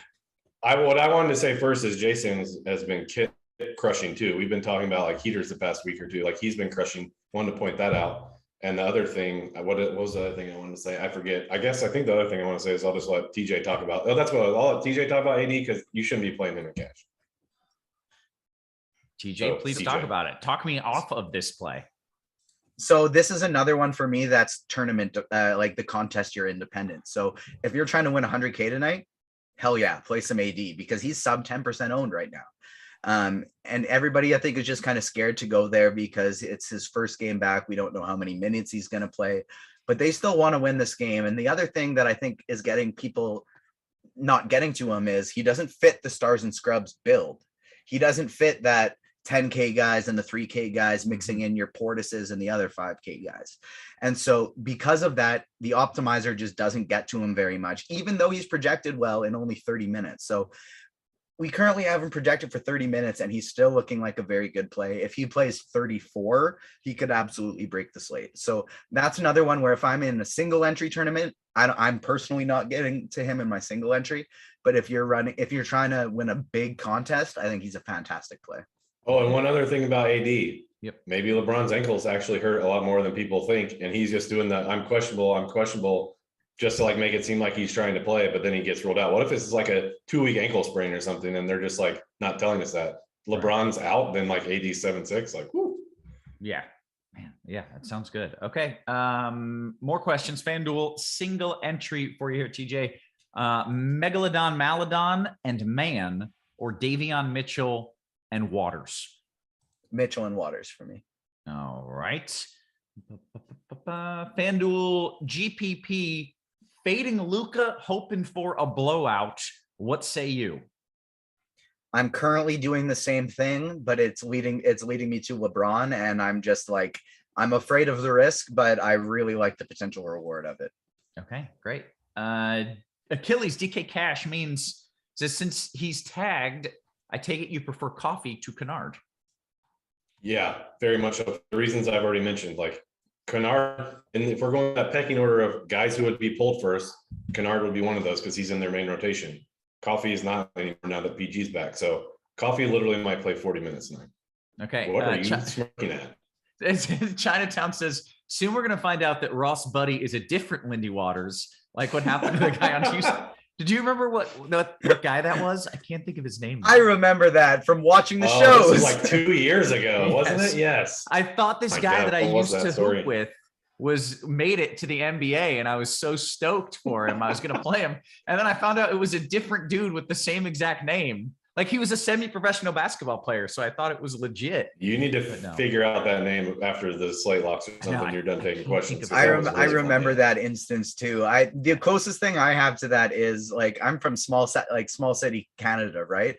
And Trey Lyles is from the same place, Saskatoon, Saskatchewan. So shout out Trey Lyles. Shout out Saskatoon, Saskatchewan. That's a real place. What was it? Saskatoon. If you ever watch Raptor games, like once every couple of weeks, you'll hear Matt Devlin go from Saskatoon. Oh really man, I love Canadians. All right, Spartan DKGPP, Killian Hayes or Muddy Waters, TJ? I actually don't mind going Killian Hayes there. I don't think anybody's going to be playing him, and he's nice and cheap, so I'd go Killian Hayes. Okay. KM says, any interest in Stewart at center on DK Cash? I can see it. I have a hard time believing there's not someone I like better because like you're playing Jokic at center, so that's basically a util question. I mean, he projects really well for us. So I think, he's fine. Yeah, he's good. Yeah. DK Cash means Cat and KPJ or Luka and Isaiah Stewart. Oh yeah, if it's that, I would do the Luka Isaiah Stewart one. Like I'm just not down with the Cat stuff, man. I just think you don't need to do that on Cash tonight. Yeah. DF for life says DK single entry GPP TJ Roby or Portis. I'm gonna check ownership here real quick. That means he's checking his lineup. He's fixing his lineup. No, I'm checking ownership between the two. If it's close, it's Portis. On DK, what do we have here? I had FanDuel up. Choking under pressure. I'm gonna say Portis because he's objectively the better play, unless there's a large ownership disparity. But I like Portis better. Okay. Will DK Cash mean Stewart or TJ's boy Hartenstein? That's a good question, man. Yeah. Oh, yeah. Okay. So it looks like we probably came up. I think we just came up on Hartenstein a little bit. It's the TJ effect. Yeah, man. I don't. That's a tough one. I think the answer is Hartenstein. Honestly, I think he's a little safer. Okay. Alex is FanDuel GPP Theo versus Jalen Green. Lineup is a game stack with both of those games as well. I like Jalen Green. I do too. I feel like that sounds good. Timmy Tebow, And DK nobody's Cash. playing him. Right. And I mean, does he do things other than score, or is he still just like, we need him to drop 35? A little more, but still need him to score 30. Yeah. Okay. Oh, he can do it. That's for sure. All right. Murray or Doncic as a spend up on DK Cash means. Both are fine. I think Luka's a little safer, but I mean, if you like a 1-2v2 better than the other because the other cheaper guy, go with whichever. They're both fine. Okay, great. Yappy says DK GPP. How many OKCs in one lineup for you? I don't think I'd go more than 2 on a slate like this, just because it's going to be like, I think we're looking at first place at minimum 450 tonight. Like, it's going to be bonkers. Okay, all right. D-Dot, FanDuel single entry, Portis or Stewart? I feel like we got a similar question, if not that exact one. FanDuel single entry, Portis or Stewart? I like Stewart. Okay. Like, Portis is the safe answer, but Yeah. the ownership disparity is going to be nuts. So I'd like Stewart. Okay, great. Gamble, and I love the honesty. He says, hey, is Waters supposed to start? I haven't done any research today. I feel you on that. That's usually where I'm at. We currently have him projected to start. Yeah, quick plug. We really work hard on this lineups page as far as like who we think is going to start and how the depth chart looks. So just go to the NBA, go to starting lineups, and you can get all of that. And it matches our projections too. We keep that in sync with our projections. So that's always, I have that up literally all day. So you should be using it. So something I want to do quickly, just because we're getting so many OKC questions, I just want to rank them both, like for FanDuel and DK, my tournaments, how I view them really quick. On FanDuel, just based on pricing, Aaron Wiggins is my favorite one. He's 4.7. He's not picking up much ownership. I like actually fading Maladon just because he's priced up way higher than we've ever seen him. Yes, the opportunity is there, but the ownership's there too. So on FanDuel, it's Wiggins number 1 for me. Roby number 2, and I honestly don't like too many of them too much other than that.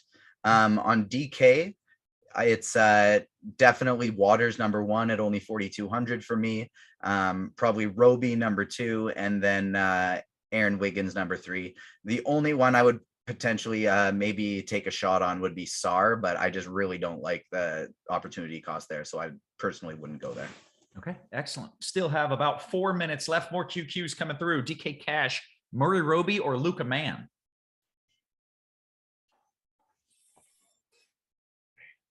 Yeah, I think I'm fine with Mann in that scenario. He should get there. Okay. Outside of Jokic on DK, is LeBron a viable pay up? I'm not sure who that's directed at. It's for me because you land on him, especially in that forward spot when we were like going through that build I was doing. He's viable, but because like if he plays this game, if you get word that he plays, he's probably playing 40 tonight. Like they have to win this game, and he is going to play 40 if he's in.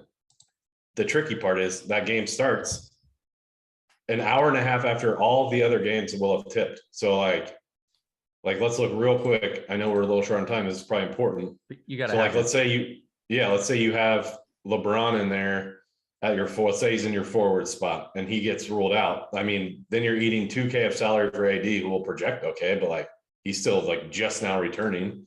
Like, is there anyone like, so there's a certain point you have to pull the plug, basically is what I'm saying. Like if I don't know what time that's going to be, for me, it would probably be even at like 8 p.m. Eastern.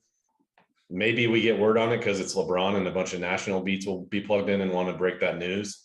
But I personally would not be building my cash game lineup around LeBron. Like just play Luka and move the positions around or something, or play DeJounte. Okay, good analysis. Raymond, DK GPP last in. Stewart or Hartenstein? Flip a coin. Okay. They're both fantastic plays. Like they are truly both fantastic plays. I would on DK, I honestly think I'd be looking to get both of them and paying up to somebody else instead of Jokic, just because I really do like those plays a lot. But if I'm picking one, Hartenstein. Okay. Fit Crooks, DK Cash means 3v3. Tillman, DeJounte Maladon, or Luka Clark Stewart. Second one. DK Cash, is the Luka spend up undesirable because it ties up salary at 7? I feel like the answer is no. No, because like what's going to happen that's going to make another spend up better, you know? I mean, even if LeBron gets ruled out, like AD's, this is his first game back in what, 6 weeks or something. So like you can only go so high on his projection just strictly because of minutes. So like I don't think we're waiting on anything that's going to like open up some great stud. So I think it's fine taking him. Okay. We'll call this Cash and GPP, but I'll give this to TJ here. Any love for the Slender Man, Brandon Ingram on DK? Revenge narrative. That's definitely a TJ question. That's somebody Kirk D's actually pointed out on the show before. On DK, I think that's actually a good enough price for him. They need to win this game too. We could see him start picking up extra minutes now leading into the playoffs. So with his DK tag, I think that's a good large field tournament play. Great. FanDuel Cash from the side. Do you want coffee or canard? Means Coffee. With Poku being out from J Sam's, who does that affect, or who will that basically involve? who gets the bump? Yeah, it's like besides it's basically Maladon. like Lindy and Wiggins, basically guys that are equipped to take on more shots in offense and maybe a little rebounding. His rebounding gets sprinkled around. He also was doing a lot of assists. I wrote up his assist prop that got sent down the pooper because he got rolled out. But yeah, mostly besides Maladon, Waters, Wiggins probably. Hey, I'm glad you mentioned that assist prop because if you guys are getting into sports betting or want to get into sports betting, we've got Scores and Odds. We got all our Rotogrinders experts who are also sports bettors helping out with that. So go check that out. FanDuel GPP, any love for Bones Highland? I freaking love that dude. I don't know if he's good tonight, but holy crap, I love him. Not tonight. FanDuel Cash, Bear Brooks. Go Brooks on that one. FanDuel single entry, Luka and Roby or Murray and AD? And we're about to lock, by the way. What did you say? Murray. We're about to lock, by the way. Oh, all right. Oh. Well, we locked. Did we? No, 1 minute. Keep We're going. about to. We're about to. I was giving the alert. DK Cash, Lucas Stewart, or LeBron and Portis? First one. FanDuel. I don't know what that means. FanDuel Cash, Definitely locked. Waters, Roby, or Jay Brown and Tillman? The non-Tillman one. Okay. I'm not convinced he starts. Okay. 2 things. First off, Now locked. yeah, now we've locked. Yes. The guy was Justin Patton. That was the guy. I remember that. There was a Justin Patton who played semi-professional that I like knew and would hoop with. Oh And my I God. thought he made the NBA, and it turns out some like 7-foot ogre Justin Patton made the NBA, not the dude I knew. And that was rather embarrassing. That's too funny. I was so excited too, man. I love that TJ remembers that too. That's even better. Yes. Yeah. Oh gosh, I had something else. Oh, 2 dudes who were just really good at basketball and need more minutes and need to be like, these are legitimate stars. Bones Highland and then Poole. That guy, those 2 dudes are they not like really, really good at basketball? Am I crazy? So Bones is a rookie. Bones is nice and he's a rookie. What I got to say about him though is like he's nice in that current role that he's in because he can come off the bench and just score. Like that's all he's got to do when he goes out there. So I like him there. Yeah. I think Poole and Bones Highland both they're both fantastic. Hey, Well, you I know have what's something. happening? I have one thing before you go. What's We that? gotta give it up to TJ. We got to give it up to TJ. We got to Thanks, give it up to guys. TJ. Awesome Man. on his first crunch time, man. Really, He that crushed was it. like stepping into the big leagues and just hitting a home run in your first at bat. Yeah. Yeah. Hey, thank you very much. I've started playing MLB The Show today, so I'm prepped. It's, That came out today, didn't it? For pre-orders, it came out last night. Man. For us people at PS5s are off, that's a pretty good game that we can put on You're there. telling me I can't? Yeah. It's not compatible with my PS2. It's like forward compatible, It might not look too good. right? Oh my God, hey, look who just stepped into the freaking Zoom chat. that's what I The was man, about the to say. myth, the legend. Oh I wore my my baseball gosh. jersey for him today. Oh my Ladies and gosh. gentlemen. All right. Look at TJ with the Blue Jays jersey on. That's fantastic. Well, I played someone named Isaiah Harton something because of you. So Yes. back and forth. Let's get it going. A lot of Isaiahs going on tonight, fellas. There are multiples. Yes. Oh yeah. Cheese, how you doing, man? It's double Isaiah. It's like Cheese goes into hibernation for 6-7 months. We don't see him, and then he comes back, and it's just a wonderful time. Cheese, welcome. He welcome ages. back. He ages. Yeah. Yeah. Thank you. I'm sorry. My microphone sounds funny. Devin just messes me. Can you turn your mic gain just a little? I don't know what that means. You I don't know can- what that They, means. they want you to come in intimidating everybody with louder volume. Yeah. I know how to turn my mic gain different as much as I know which Isaiah someone to play tonight. We should have just done the full Isaiah stack. Got Stewart and Hartenstein in there. Play Isaiah Livers, just even though that wouldn't work with correlation with Stewart. But get all the Isaiahs in a lineup and hope for the Isaiah best. Ryder. Yeah. Roby was a guy. But anyway, yeah, I Roby, played. geez. I know more Isaiahs than you guys do. Where's Alan Lim on this one? Has he not tweeted out something that has all the Isaiahs in his DK lineup? He better have them all. So Yeah. well, isn't this fun? Well, Cheese, Well, I don't know yeah, if you what brings came you on here, for like Cheese? an announcement where you say, like, Yeah. hey, guess what? Or Yeah. is this just like we're building the drama because soon I'm going to be seeing you. Yeah. So there's no like official announcement other than you guys have already announced, if you haven't signed up for MLB, we do have a special. You can do that now from the homepage. Just click on it, sign up. But yeah, 1 week from yesterday is opening day. So we're pretty much just seamlessly moving Kevin from basketball to baseball crunch time. And we'll be doing essentially this every day, but with baseball, going position by position, going game by game, talking stats. Kevin loves the baseball weather, as you know. I know. Look how excited he is. Yeah, it's glorious. But you need it. I mean, we need it and you have it. So if you have not signed up for Baseball Premium, you will get my largely nonsensical, also very useful article pretty much every day. All the other normal stuff, the expert survey, the consensus value rankings, all the lineup HQ stuff you need with all the different expert opinions and picks. And it's going to be glorious. It And, is. It TJ is with the gonna be Blue Jays glorious. stack is going to win something right away. I'll be recommending the Blue Jay stack every single time I'm on the expert survey.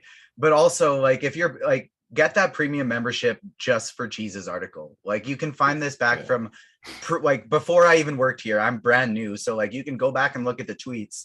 I remember tweeting at Cheese like 6-ish months ago when I wrote my first article for the website that I run. And I was like, I would just love for you to read this because even though it's about superheroes and not sports, like your articles are what I like to pattern this around because Cheese is a superhero. exactly. Well, it was about Matt Carpenter's whole article was about Matt Carpenter. Cheese's Superheroes. article is the only article I read every single day of the baseball season. Basically, everything else I look at is charts and data, but I never want to miss that article because it's just organized so well and it's enjoyable. Like, it's fun. I actually Well, thank remember you. it is. I agree with all of that. Actually really enjoy both of your guys' articles, Means and Cheese. TJ, but I do remember the article that you wrote as well. Now it was ranking of the superhero movies, right? Heck yes. Yes. I read that and I do remember that. That was excellent. So, you know what happened? This is not an official announcement, but as Devin is trying to tell me how I could have turned my game down in the off season, I got this little arm for my microphone that's sticking out. It used to just be sitting over here on my desk. It was about that far away from me. I got this little thing and now it's like right here. Now it's just, it's right this there. is, I am so high tech right now. You have no idea. This is going to be very high tech baseball season. What I want to know is, do you still have this little random station sitting somewhere over in your office where you run away and go hit up something? You're like, remember last year? Then you're like, "Ah, hold on, I'll be right back. I got to go over here it's for a that second." way. And you disappeared off camera to, like, I don't know, go change the world or something. Well, you guys were talking about that earlier on the show. Sometimes you can tell when someone has 150 lineups and they're in crunch time. That's cheating, I just I guess. flat out leave and then come back. And If you have the seniority that Cheese does, he's just like, all right, later. Good luck, Kevin. I just babble about the weather until he returns. I did, because, I am a weather fanatic. I did actually look at the weather in Cleveland. They had snow squalls today. I don't know if they were supposed to have baseball or not. I don't know if they have the first home series or what. But could you imagine we were going to have baseball in the snow it was going to be It fantastic. really worked out well. They pushed it back a week, like weather-wise. I mean, there's a lot of Yes. kind of nonsense weather right now. Would you have that color coded as blue? Would that be the color code? I Blue? never know what to do with snow because sometimes they just are like, yeah, we're going to play in the snow. Sometimes they just postpone it for the snow. I don't know. Snow's not fun. But what is fun is this magical crew that I got to hang out with today and that we'll get to see more of. TJ, any idea if you're doing baseball crunch times going forward, or you have no idea? Yeah, I got some basketball crunch times, some baseball crunch times, and then I'll still be doing NBA expert surveys and MLB expert surveys as well. Excellent. And that means we will be seeing plenty more of you. And that means you get to hang out with Cheese as well. I get to hibernate guess. soon. Yeah. I'm Yeah, excited to talk Muse is some- going to disappear. I'm excited to talk some weather with you, Roth. Just tell you the crazy things that go on where I live. Oh, I can't imagine. Yeah, it's a whole different world up there, man. We got all of our snow melted about a week and a half ago, and then we've had about 3 different nights with about 4 inches in the last week that have all proceeded to melt the next day. The boots really came out hard. That was there. glorious. You just said that Yeah. like 3 times in that sentence. If I'm talking about cold weather Canada, I got to get my accent out. You gotta, eh? yeah. I couldn't survive. I can't survive north of the Mason-Dixon line. I steer clear of all that nonsense. Hey guys, it is time for us to get out of here. But if you have not signed up for Rotogrinders Premium, now's the time to do it. As Cheese mentioned, sign up for MLB. You don't just get $10 off your first month, you get $10 off your second month subscription as well. Sign up for Scores and Odds and like and subscribe on YouTube. People are watching this for free. So go ahead, hit like, hit subscribe. It's the least you can do. Guys, I am excited here as we close out basketball season and move into baseball. Truly a changing of the seasons, both meteorologically and sports-wise. And with that, I think we are going to get on out of here. So for Means, for TJ, for Cheese, and for Devin, always working hard behind the scenes. Guys, we appreciate you. We love you. Go Duke. And we will catch you tomorrow. Go Duke. You have been crunched.